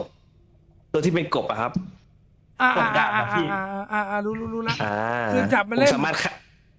ฆ่ามันได้หรอมือเปล่าเลยเหรอแบบมือเปล่าฆ่ามันได้เลยเหรอใช่ชกเลยครับผมชกมันประจำเลยฮะถือว่ามีประสบการณ์ที่ดีโอเคไปครับผมมานี่สิฝั่งนี้อยู่รวมกันได้เลยครับผมเอามาอันนี้ใช่ไหมที่ส่งมาอายุต่ำกว่า18ถูกไหมใช่ครับผมชื่ออะไร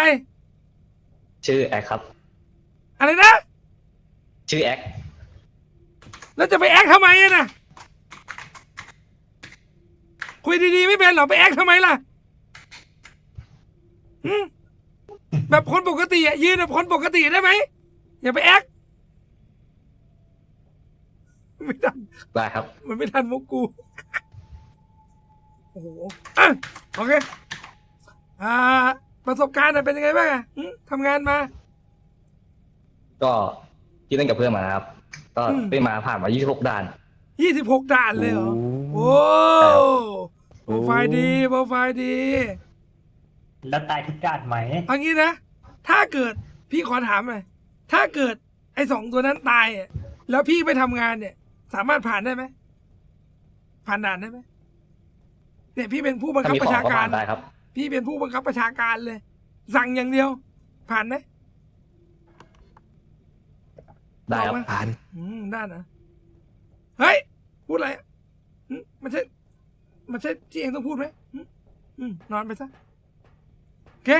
ไปหวังว่าจะร่วมงานกันได้ไปเลยใช้แรงงานเด็กไปกูจะดู2 ตาดูเลยแหละโอ้คล่องแคล่วดีมีมุกไหมมีมุกอะไรตลกกูไหมมีคนที่เฮ้ยช่วยเขาสิแปลกละ สั เรี ต ย ว์ บร้อย อืม เรียบร้อยไป2,000มี4 ไม่เป็นไรครับไม่ ส เป็ อง นไร พันก็แย่แล้ว8,000 แต่ แม่งยังไม่พ้น2 ห้องเลยไอ้สัตว์ไอ้โอ้โหกูอยากตายกูอยากตายปล่อยกูปล่อยกูปล่อยกูกูอยากตายปล่อยกู ผีมาผี เฮ้ มาย ผี พี่ มา พี่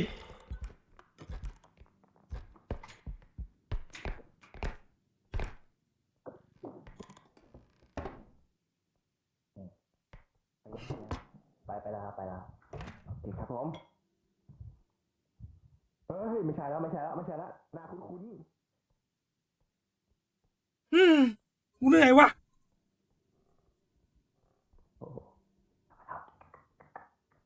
ไปแล้วมั้ง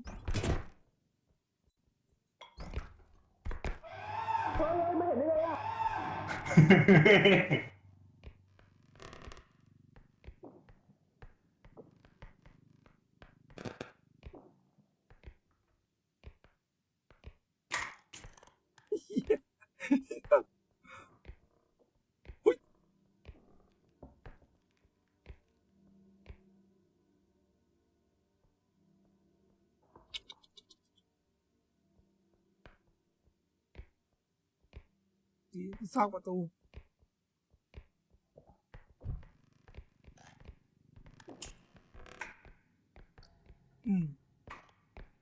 ใช่ตัวนี้ปะวะที่มันบอกว่าผ่านมายันด่าน26อ่ะใช่ไหม ผมตายตัวนี้บ่อยมากอะพี่ ไม่ หลบ ไม่ ไม่ได้อะ กูหมายถึงไอ้ตัวเนี้ยใช่ไหมไอ้ตัวด่าน26เนี่ยหึ ไม่พี่ ผ่านมาแล้ว26ด่านใช่ตัวนี้ไหม อ๋อแล้วรถอยู่ไหน จุดนี้ครับ อ๋อโอ้ยังอยู่ เอ้า ใกล้ผมมือแล้ว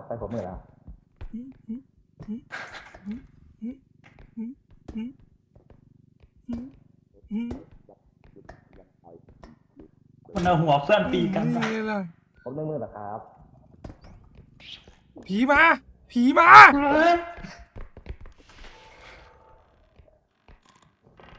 ไปหาพี่แล้วพี่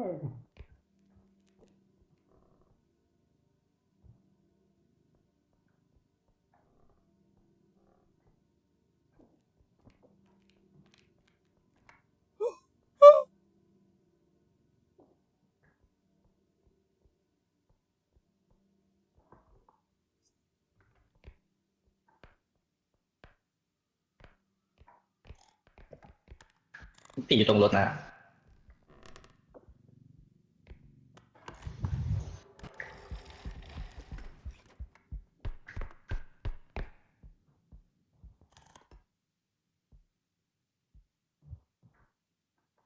ขออนุญาตปลอมตัวเป็นเฟอร์นิเจอร์ เรียบร้อยระเบิดอีกแล้ว ด่าน26ไอ้สัตว์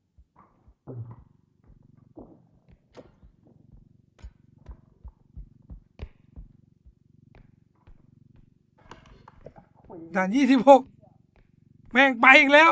ไอ้สัตว์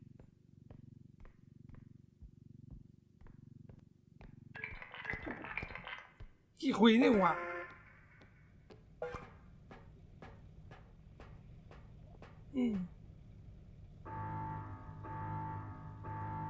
จบกัน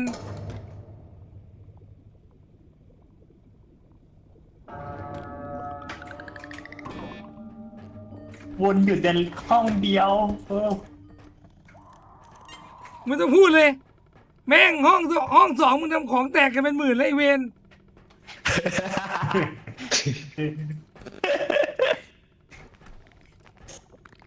เราไม่ไปวะเนี่ย อุ้ยเราได้ตังค์มากเกินไปครับ ฮะ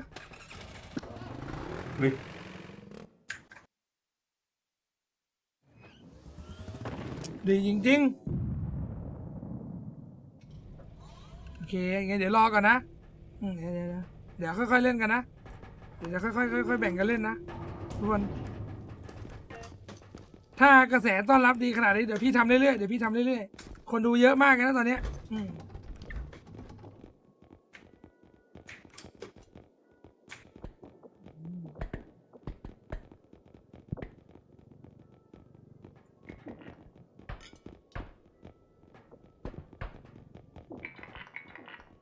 โอ้ยผมไม่เคยซื้อเลือดเลย เล่นมาเนี่ยทหารเขาไม่ใช้เลือดเว้ย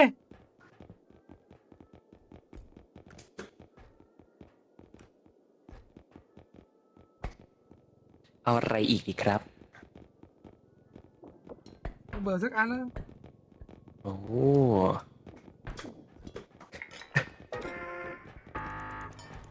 กินของมั่วนะ จัดสรรปันส่วน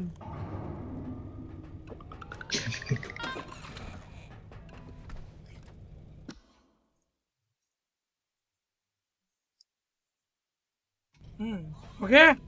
เราจะดูที่ผลงาน เข้าใจไหม ใครเหมาะสมที่สุด ไหนพูดมาสิว่าแฟบ3 กล่องนี้ใครควรจะกิน ใครควรจะกิน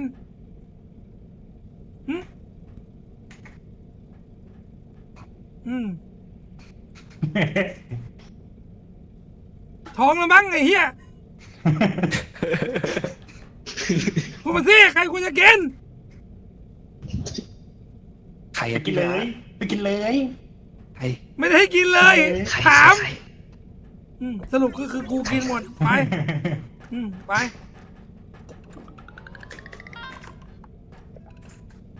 หุ่นยนต์รถนี้ไม่กล้าแสดงออกเลยวะเดี๋ยวสักด่าน 2 ด่านนะ เดี๋ยวเปลี่ยนหุ่นยนต์ตัวใหม่มา แม่งเอ้ย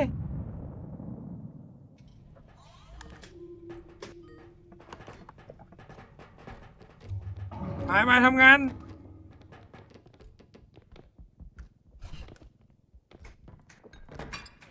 กินเยอะอย่างที่บอกเรื่องของความ ตอนนี้พี่มองถึงเรื่องความกล้าแสดงออกมากกว่านะ เล่นด้วยกันความกล้าแสดงออกมันต้องมีไง ดูอย่างไอ้ชุดแรกไอ้โอมอย่างเงี้ยมันเล่นมุกอะซักผ้าสีซักผ้าขาวแม่งอะ พี่ทีวี ทีวีเคยเห็นแล้ว พี่โตมาจนป่านนี้ไปเอาประสบการณ์40 ปี ช่วยยกครับ อ๋อโอเค ขอบคุณครับ ผมไปขายก่อนนะฮะ เฮ้ยไม่อย่าเพิ่งไปขายเอาดิเอาไอ้ เดี๋ยวผมต้องว่า อย่างน้อยถ้วยนี้ด้วย ที่เต็มแล้วพี่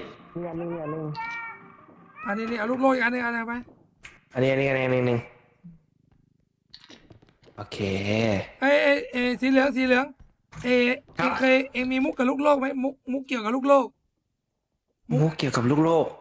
มีมุกไหมมุก ตอนนี้ยังไม่มีครับลูกโลกเป็นไงครับ เอาก็เมื่อกี้เองหยิบมามีมุกเปล่าเล่าเรื่องฟังอ่ะ ตอนเด็กๆกับเคยแบบ ผมเคยเล่นผมเคยเรียนวิทยาศาสตร์ในห้องมีเอาไปปาหัวเพื่อนเล่นอะไรเงี้ยไม่มีบ้างเลยเหรอ โอ้ยไม่เคยอะครับ ไม่เคยปาใส่หัวใครเลยอะ อ๋อเหรอ ครับ กูดูเร็วไปเลยเอาไปทำงานไปกูดูเร็วเลยทีนี้สัตว์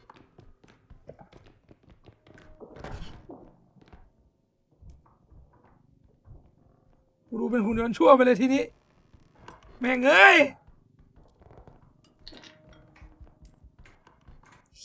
เฮ้ย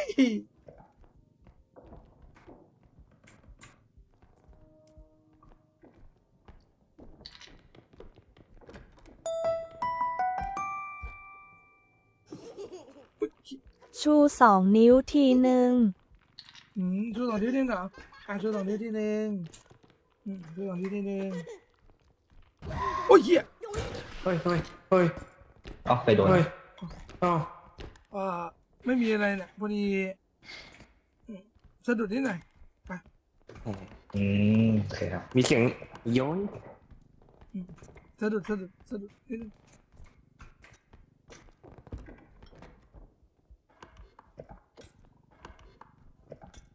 เล่นกับใครเล่นกับช่องแชทนะเฮดแมน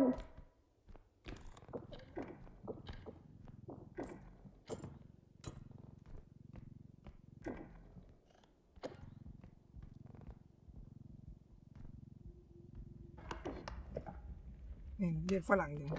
ต้องขายข้างหน้าพี่ อย่าเพิ่งรีบขายเก็บเงินให้เยอะที่สุด ได้ครับ เอาแค่แบบพอวางไปก่อนโอเคแล้วก็เอานี้ลงรอไม่พอไม่ได้แล้วเอาไว้ในรถอาจารย์เอาไว้ในรถพอแค่นี้พอไปหาต่อไป ตามครับโอ๊ยโทษครับ ขวบไปเลย ครับ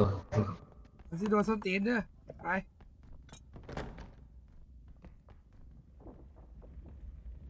อีก2 คนไปไหนครับพี่ ฮะ อีก2 คนไปไหนครับ เองฟังพี่นะ กูจะรู้ไหมก็อยู่กับมึงเนี่ยทีวีอีกแล้วพี่ทีวีอันนี้ เขาเรียกกันทีวีเลย ไหนพี่หรือจริงพี่ กูถามไป2 คนอยู่ไหน กูจะรู้ไหมกูก็อยู่กับมึงเนี่ยไอ้ชิบหาย มันเกิดอะไร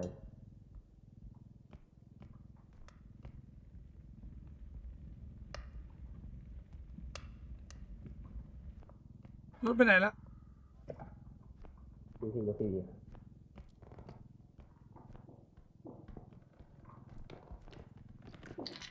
ข้างบนนี่มีอีก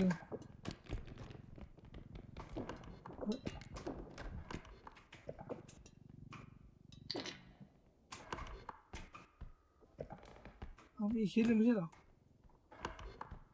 อ๋อไม่ใช่นั่นสบายข้างล่างเหรอเพชรมันเอาเฮียอะไรล่ะ ไม่มีอะไรพี่ไม่มีอะไรไม่เห็นอะไรทั้งนั้น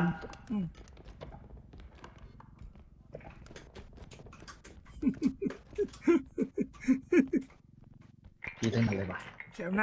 น้าขมไปก่อนแชมป์หน้าคุมเด็ก สีดำอะ ไปกลับ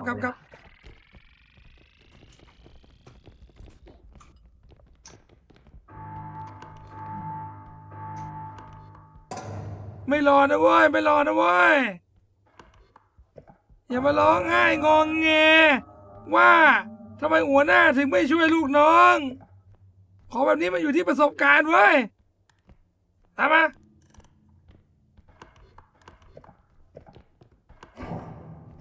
เอ๊ะเสียงแปลกๆนะหัวหน้าด้านหน้าเนี่ย มีแล้ว ไม่มีนะโอเค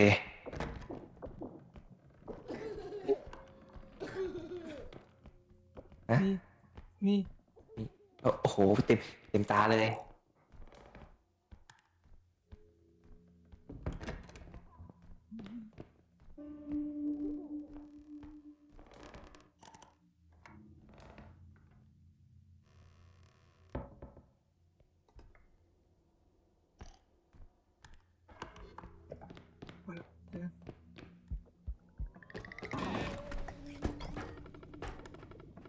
ไม่บอกเพื่อนเลยเหรอ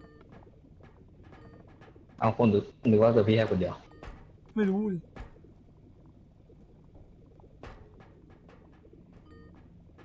ผมว่าไปยืนไว้อะไรน่าจะดีกว่านะพี่ ฮะ นะไปยืนไว้อะไรน่าจะดีกว่านะพี่ รู้ดิ มาแล้วพี่ โอ้ my god โอ้ อุ้ยผมโดนมันไล่มาเกือบตาย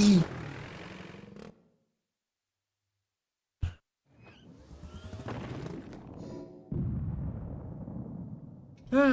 โอ้คนหนึงเกือบตายเลยคนตาย สรุปแกตายเหรอ ผมตายครับพี่ ฮะ บอกอย่าเพิ่งมาปุ๊บตรงหน้าเลยอ่ะ อืม บอกช้าไป ใช้ระเบิดป่ะพี่ ไม่ใช้ไม่เก่ง นี่อะไรอันนี้เซนส์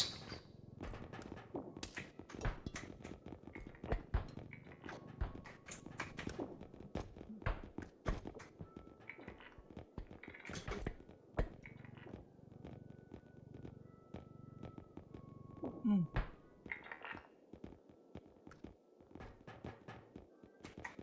พี่เอาไว้ของอย่างนี้ไงอันนี้ ได้ดูก่อน พี่ประตูผมว่าให้จังหวะให้มันถูกกว่าที่ทำใช่ไหม อะไรนะหาจังหวะเล่นพี่แค่ไหมเอาได้ผมมันไปมันมานานแล้วเมื่อกี้มันกวนตีนะพี่ ทรยศ พี่หงอเขาทำอะไรอ่ะ กูไม่ได้ยินมั้ง ไอ้ก่อนหน้านี้ผมจะให้มันยกทีผมจะให้พี่แค่ยกทีวีใช่ไหมครับมันบอกทีวีเคยเห็นแล้วเดี๋ยวจะลองโดนสักทีนะได้ขอโทษครับ เอ้า อืม ทำอะไรตรงนี้ครับเนี่ย ไม่มีอะไร กิ้งเลย เจ็บเลย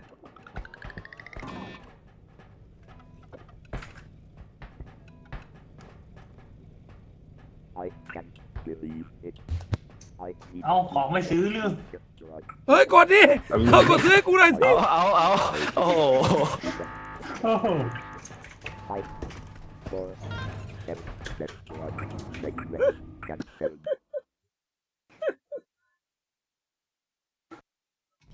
แม่ง รีบกันจังเลยของก็ยังไม่ได้กด เมื่อกี้ผลงานเป็นไงบ้างไหนเรามารีแคปกันหน่อยสิ โอ้โห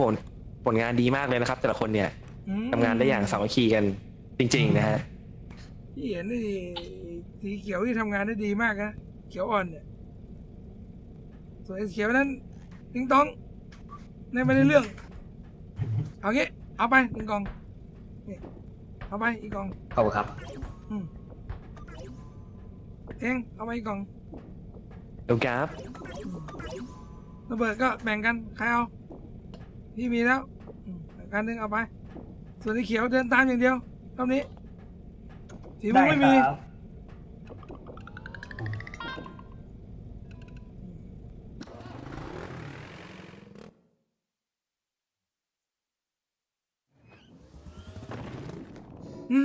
สภาพไปทำงาน เดอะเบส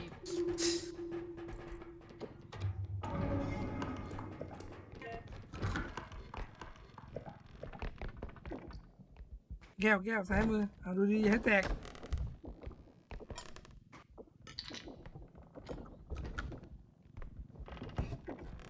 รถรออยู่ด้านหน้ารถรอหน้าประตู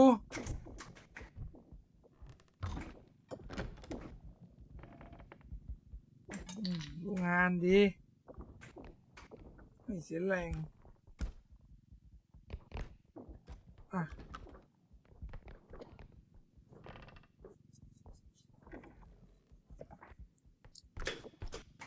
เฮ้ย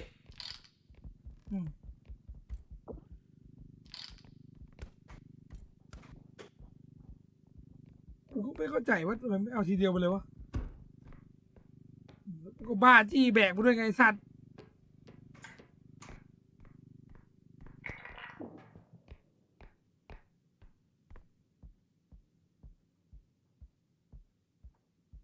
ใช่ครับอันนี้เล่นกับคนดูนะอุ๊ยสัตว์ รับกับคุณมีครับฮัลโหลมีใครอยู่กันแล้วไหมครับ อยู่ครับ เอาเลยครับรับหน่อยครับผ่านบ้านเลยพี่ช่วยเอาหน่อยพี่ ทำได้ดีทำได้ดี ขอโทษครับไม่เป็นไรครับไม่เป็นไร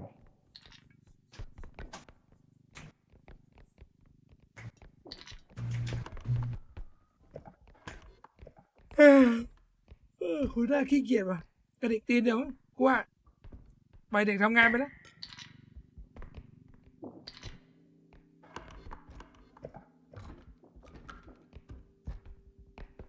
ผมเจอไม้กวาดพี่ผมเจอไม้กวาด กวาดเหรอ เฮ้ยไม้กวาดนี่ เอารถไปเลยพอดีเลยไม้กวาดที่บ้านพี่ขนล่วงหมดละ อ๋อ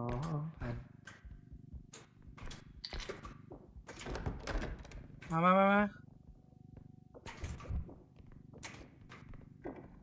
เอานอนลงพอแล้วอย่างเงี้ยนะ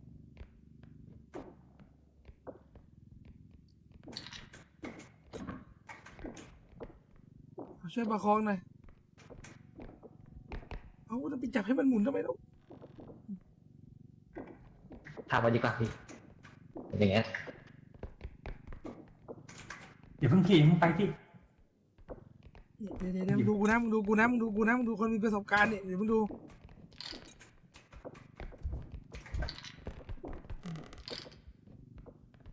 ผมมาช่วยยกกันไปดีกว่า เอาไปเลยเนาะเอาไปเลยเนาะ ครับ โอเคครับเดี๋ยวค ส รับ องคนน่าจะ เด็ก ได้ สมัยนี้มันไม่ฟังกันเลยว่ะ หัว เด็ก ท้า สมัยนี้มันไม่ฟังกันแล้วอะดูมัน5 คู่อะ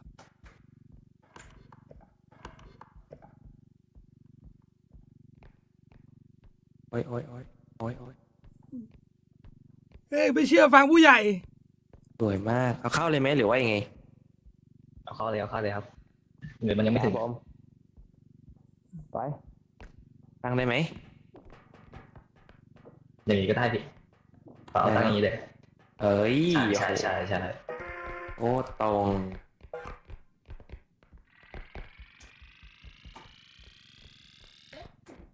เป็นไงครับบอสโอเคไหมฮะดีนะ ไม่แย่ โอเค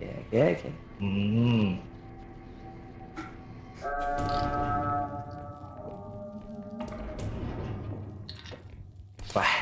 ไปอ้าวโอ้ยเดี๋ยวยังสะดุด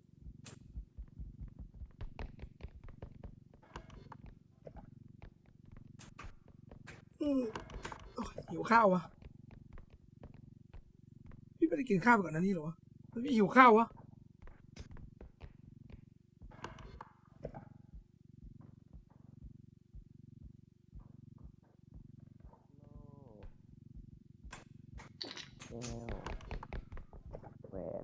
มาไปดูมาเหมือนเด็กเดินแล้ววะกู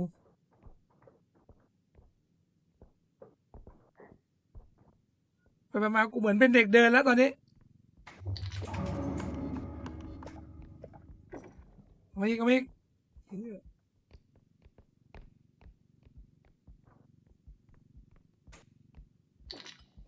ไปซ้ายมือของอยู่ซ้ายมือพี่แฮบว่าไง ผมเจอหมาครับหมาทอง เจอหมา ปั้นหมาใช่ครับ35,000พี่ หมา35,000ใช่ครับ 35,000ครับ รอก่อนค่อยๆไป เราไม่สามารถทำให้ทุกคนพอใจได้ แต่เราสามารถทำให้ทุกคนไม่พอใจได้ขอบคุณค่ะ ง่ายเลย ขอบคุณมากครับเอาไม่ได้ลง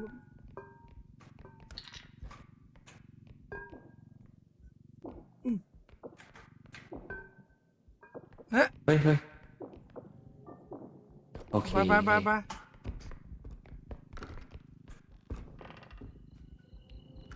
ฮะ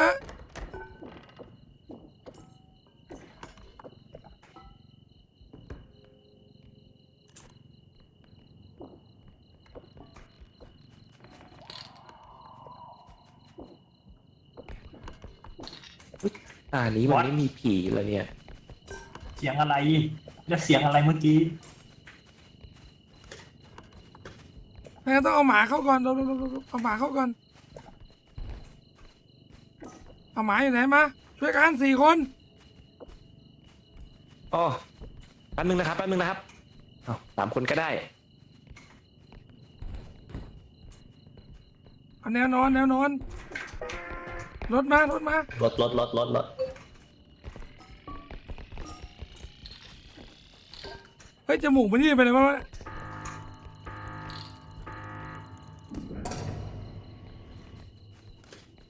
โอ้ยรวยจัดบ้านโถ โอ้โหเกือบแสน รวย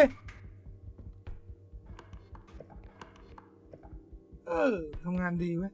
พวกนี้ เฮ้ยอย่าทำเพื่อนผม โอ้โหเยอะเลย นี่ ไปพี่ไปเลยไป เฮ้ยกูโดนลักพาตัว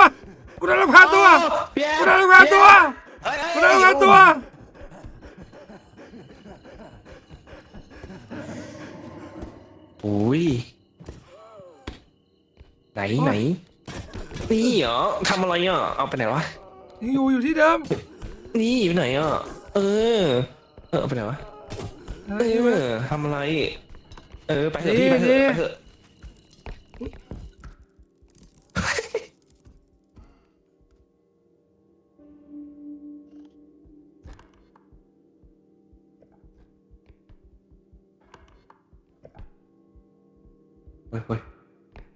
เฮ้ยเจอกันครับ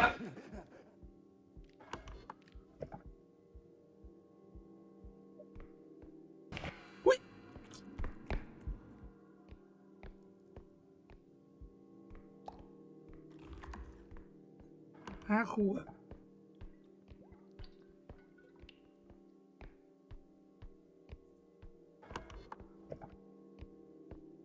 5 ขวดอุ้ยจะเที่ยงคืนแล้วนี่ว่าโอ้พี่เสียดายจังเลยที่น้องๆที่รออยู่เล่นอยู่แล้วไม่ได้เล่นอ่ะอย่าโกรธกันเลยนะ เฮ้ย โอ้ยแต่กูวิ่งผ่าแถบมาเนาะ เกือบเลยปะถุย ยังไงก็โอ้100,000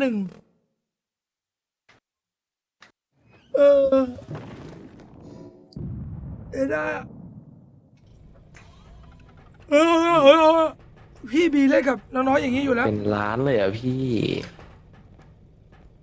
ตอนเมื่อกี้มันขึ้น100,000วะออกมา97,000วะ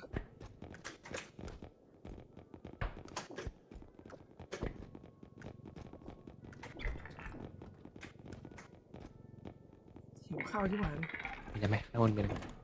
นั่งเลย อะไรวะ สเตนนี่ มันคืออะไรอ่ะ โอ้ยนะ มันคืออะไรอะ เล็งอยู่ ขึ้นได้ไหมเนี่ย เฮ้ยโอ้ยได้โอ้โหระดับนี้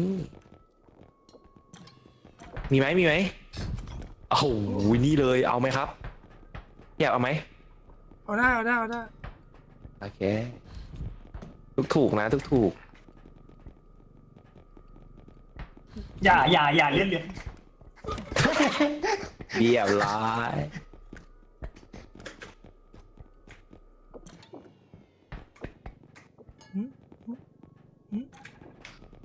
พี่ใจเย็นพี่ใจเย็นพี่ใจเย็นพี่ อะไรพี่ พี่ใจเย็นพี่ใจเย็นพี่ นายพลข้าง พี่ใจเย็น นายพลข้าง คนข้างเหรอน ายพลข้าง ใจเย็นพี่ใจเย็นพี่ใจเย็น นายพลข้าง พี่ใจเย็น ปล่อยกูเฮ้ย เนี่ยโอ้ซื้ออะไรผมเนี่ย าวทำไมไม่เอาให้หมดเลยอ่ะ ซื้อใหม่ คนต้องกลับ 4 3 2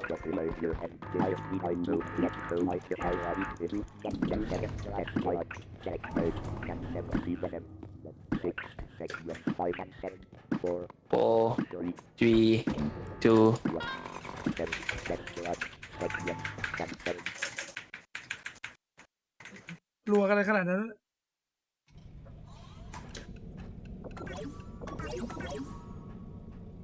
ฮะ มีปัญหาหรือเปล่า ไม่มีครับผม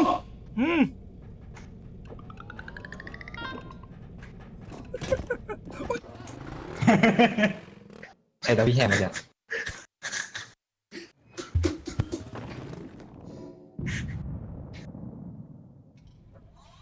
พี่แหบใช้ดุดขาตัวเองเนี่ย มีเรื่องต้องคุยกันหน่อยละใคร ผมเติมเลือดให้อยู่นา ใคร อะไรทำเลย พี่ถามว่าใคร ฉันถามว่าใคร เข้าอย่างด้านหลัง ไม่ครับไม่ใช่ผมครับ สารภาพ สารภาพมานี่ อุตส่าห์เติมเลือดให้นะหน้าสารภาพไปอุตส่าห์เติมเลือดให้หน้า ถามว่าใครที่ทำเมื่อกี้ ไป ใคร เติมเลือดให้อ่ะ ผมครับ การทำการรับดีอมเข้าไปอาปาก ากกว้างๆเอาปากอมเข้าไปมันอร่อยไหมความเจ็บปวดมันอร่อยหรือเปล่า ไม่ครับ แล้วมันดีไหมที่ทำอ่ะอมเข้าไปปาก ไม่ดีครับ อม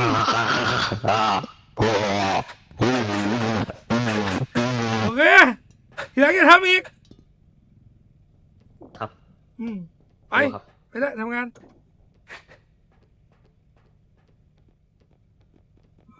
แม่งเลย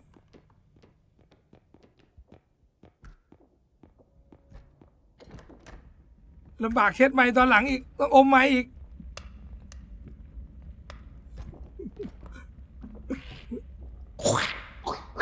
ไหน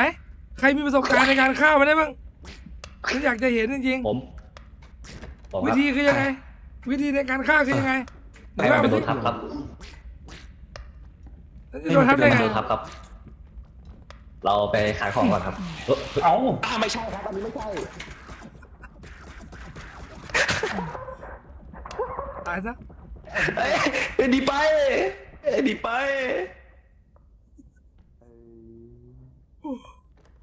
รอด แม่งเอ้ยยี่หิวข้าวอ่ะเนี่ยเดี๋ยวจบนี้ได้ไปพักกินข้าวจริงๆนะเวท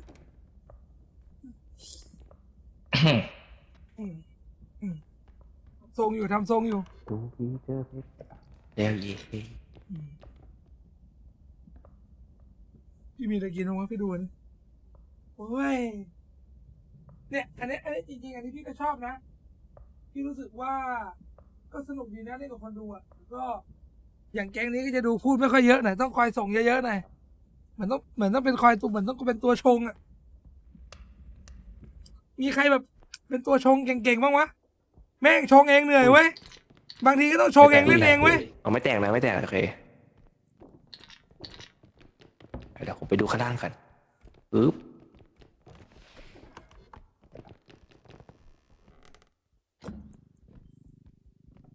ทำอะไรพี่ อุ๊ยอะไรไม่น่ะ พี่อะไรกัน เห็นอะไรไหมน่ะเดี๋ยว ไม่เห็น ปืนพี่ปืนข้างหน้าปืน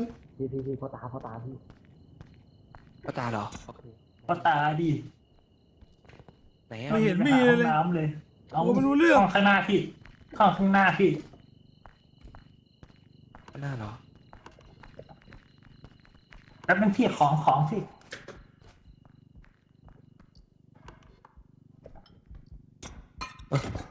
โอ้ยโอ้โหนี่นายทำเรานะ พี่พ่อตาพี่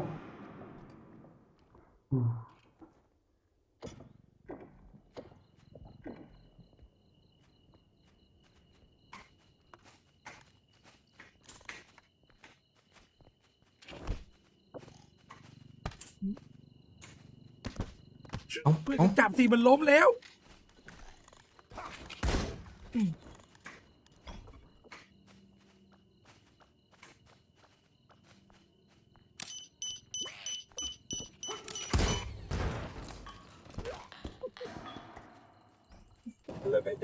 พี่แอบระเบิด ไหน พี่แอบระเบิดพี่แอบระเบิดเลย ไม่น่าเลย โอ้ อันนี้พี่แค่ตัวจริงมาครับ คือแม่งเหี้ยมากคือแม่งกดระเบิดทั้งนั้นที่กูอยู่กับผี เอาไงดี ไอ้เหี้ยแล้วกูเมื่อกี้กูไม่ตายมันกูก็โดนระเบิดตายอยู่ดี เราจะนำไปขายไหม ไปขายก่อนไปขาย เดี๋ยว ก่อน ขายเลยไหม ขายเลย มันแผนมันสำเร็จไอ้เวรไอ้เด็กเวรพวกนี้เป็นทำแผนสำเร็จ ได้ ไปเลย นิดนึงโอเคไปขายเลย ขวด ขวดเหรอโอเค 3,000 ไปเลยเดี๋ยวผมเดินตาม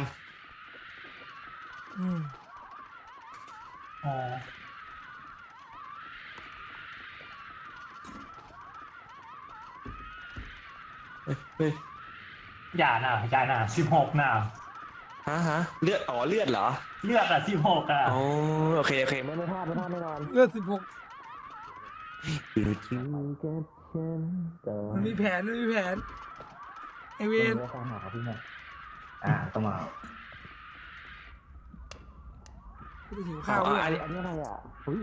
วันนี้ต้องสั่งอะไรกินวะ ไม่ เออ โอ้โห ว่าแล้ว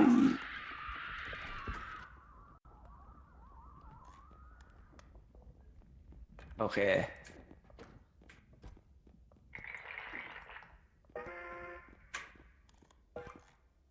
อย่าดูหน้ากระดานเลยครับขัดตู้ให้เลย จี รู้งานเลย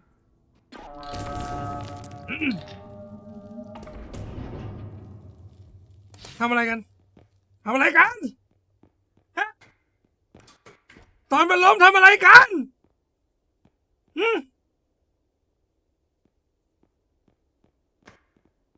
ตอนมันล้มอยู่ทำอะไร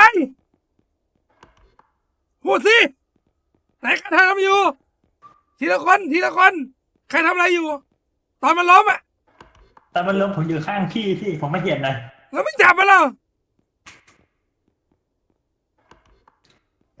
จับหัวมันกระแทกกันไปหรือเปล่า ผมได้จะยกไม่ขึ้นผมไม่ได้อะไรเลยอ่ะ มันไม่ต้อง เลย มันไม่จำเป็นต้องมีสเต็งก็ทำได้5 ครัวสองตัวเนี้ยทำไร ผมจะช่วยครับแต่ช่วยไม่ทันครับ ไม่ทันสักอย่างไอ้ที่เหลืออ่ะ ผมกำลังคิดอยู่ครับว่า เราจะสามารถฆ่ามันได้เหรอครับเมื่อกี้ ฆ่าได้สิ ท่านเหรอครับ ช่วยกันจับหัวก็ได้แล้ว อ๋อ ผมจะจำไว้เป็นบทเรียนครับ ครับผม สอบตกไปทำงานโดนไล่ออกแน่ดีประจบแดงดีดี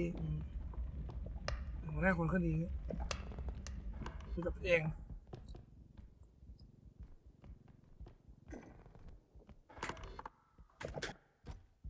มีเห็นเปียโนด้วยนะตัวละ20,000นะข้างล่างเหรอของใหญ่อะ พี่เจอแมงมุมพี่ ไม่เคยแมงมุมเลย ไปแล้วพี่ ข้างล่างของเยอะ มีอะไร อ๋อ โอเค มาข้างล่างมากันเอ้าป้าทำอะไร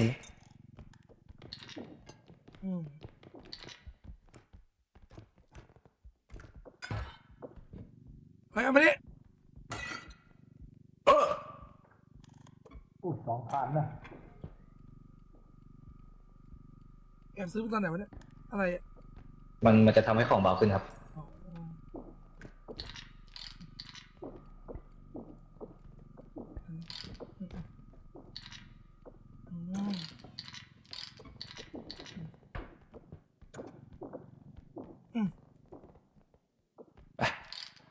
ยกไปก็ได้มั้งเอาไปคนเขียนรถคนนึงเฮ้ย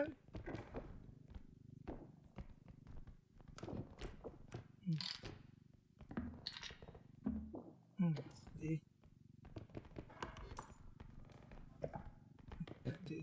จะนำไป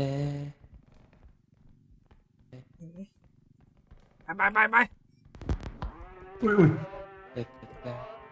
เพลงมันเต้น เฮ้ย มันมา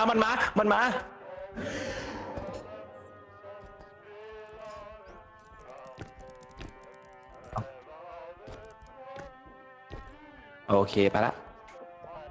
เฮ้ยมันโอ้โหมันก็วางพื้นที่ มันหยุดไม่ได้พี่ นี่ทำมันสรุปมันตายหรือเปล่าไอ้ตัวยิงเนี่ยเดี๋ยวมัน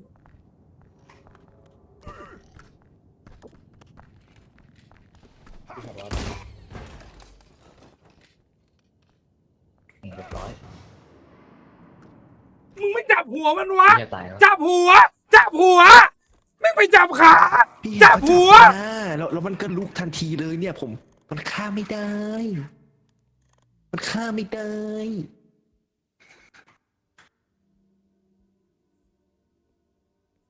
บหัว โอ้ ไปแล้วไปแล้วไปแล้ว เพียง ไปแล้วไปแล้ว เอาหัวพี่แยกมา อะไรวะ โอ้โห เด็กสมัยนี้มันไม่มีความสามารถเลยวะ ไหนวะไหน ความสามารถอะเวนเอ้ยวะ5 ขวบ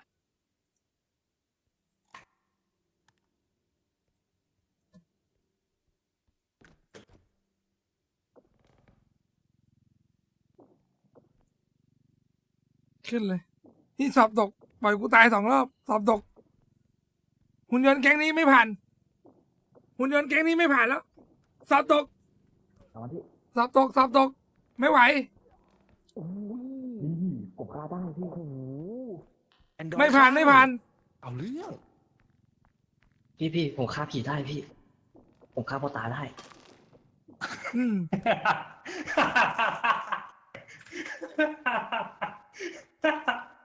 ยืนหัวเราะเขาอีกไปยืนเขาเฮ้ยไอ้สัตว์ไม่ผ่าน ไม่ผ่าน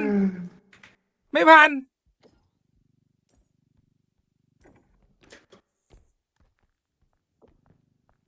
ไม่ผ่าน ไม่ผ่าน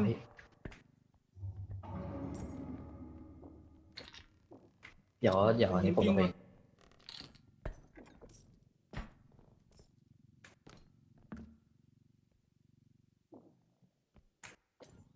เดี๋ยวพี่สั่งข้าวมากินกัน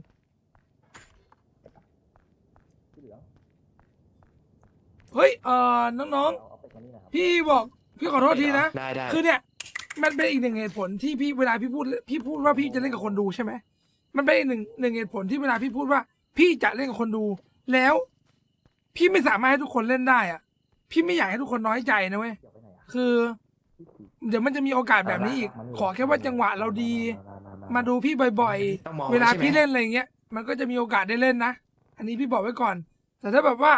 เราอาจจะมาช้ากว่าเขาหรืออะไรเงี้ยอย่าน้อยใจนะ ใส่เลย ไม่ใช่ว่าพี่ไม่อยากเล่นนะ แต่ว่ามัน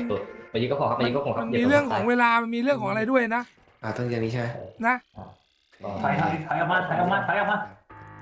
ครับ โอเคได้ 2 1เฮ้ยทำไม ตายแล้วพี่ตายแล้วพี่ โอเค เอ้ย เย้อืม โหดมาก แกทำอะไรกันอีกแล้วรอบที่2 เถื่อนแล้วเด้อหืม ฆ่าก่อนดีกว่าพี่ หืม อีกรอบเดียวพี่ 2 เถื่อ5 ขวบ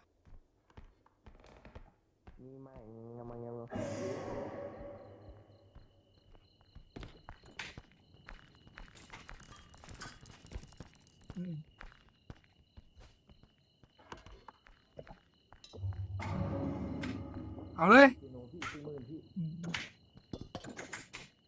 พี่เปียโนพี่40,000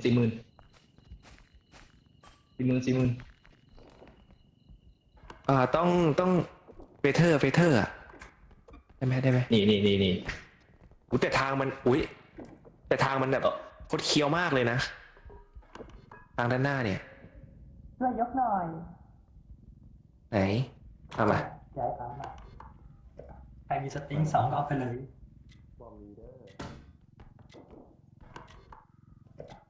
ยากเลย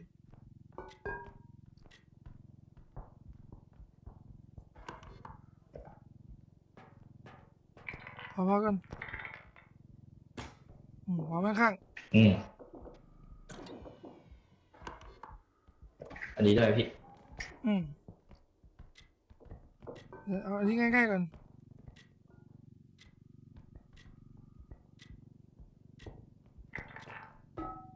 5 ขวบ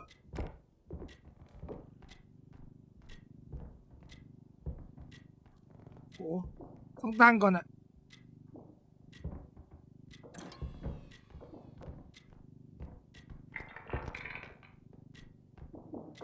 มีทีวี5,000นายมีสเต็นท์ไหม ไม่มีอะไรเลย ไม่มีแป๊บนึง อะไรมีอะไรกัน พี่ไม่ยิน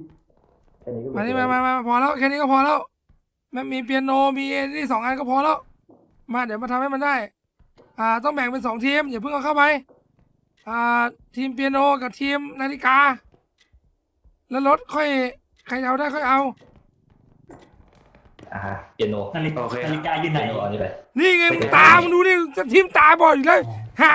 ตาจะทิ่มบอดอยู่แล้วนาฬิกามึงเห็นไหมเนี่ยไอ้ชิบหายเอาไปเอานาฬิกาเข้าก่อนแล้วก็มาช่วยกันเอาเปียโนเข้า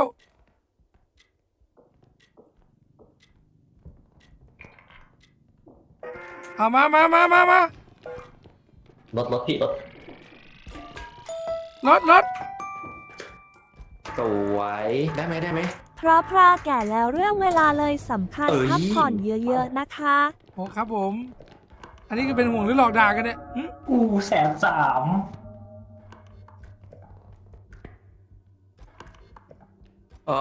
ไอตัวโยน ขอบคุณมากๆครับสำหรับดูเลยนะครับอุ๊ยเหี้ย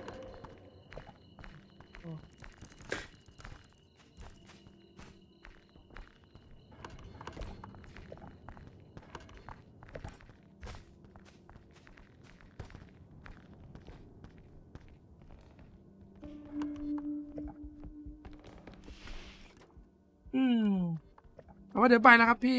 ก็ไม่ค่อยมีแรงอินเตอร์เทนแล้ววันนี้ หัวเป็ดหน้ารุ่นแล้วพี่ ผิดทาง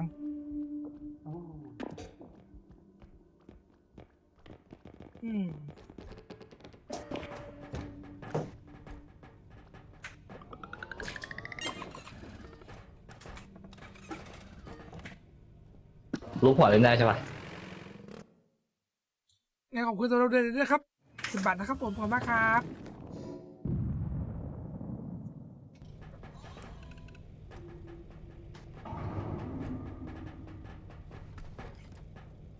โอเคพักแค่นี้ก่อนไปพี่ไปละตี 1ละ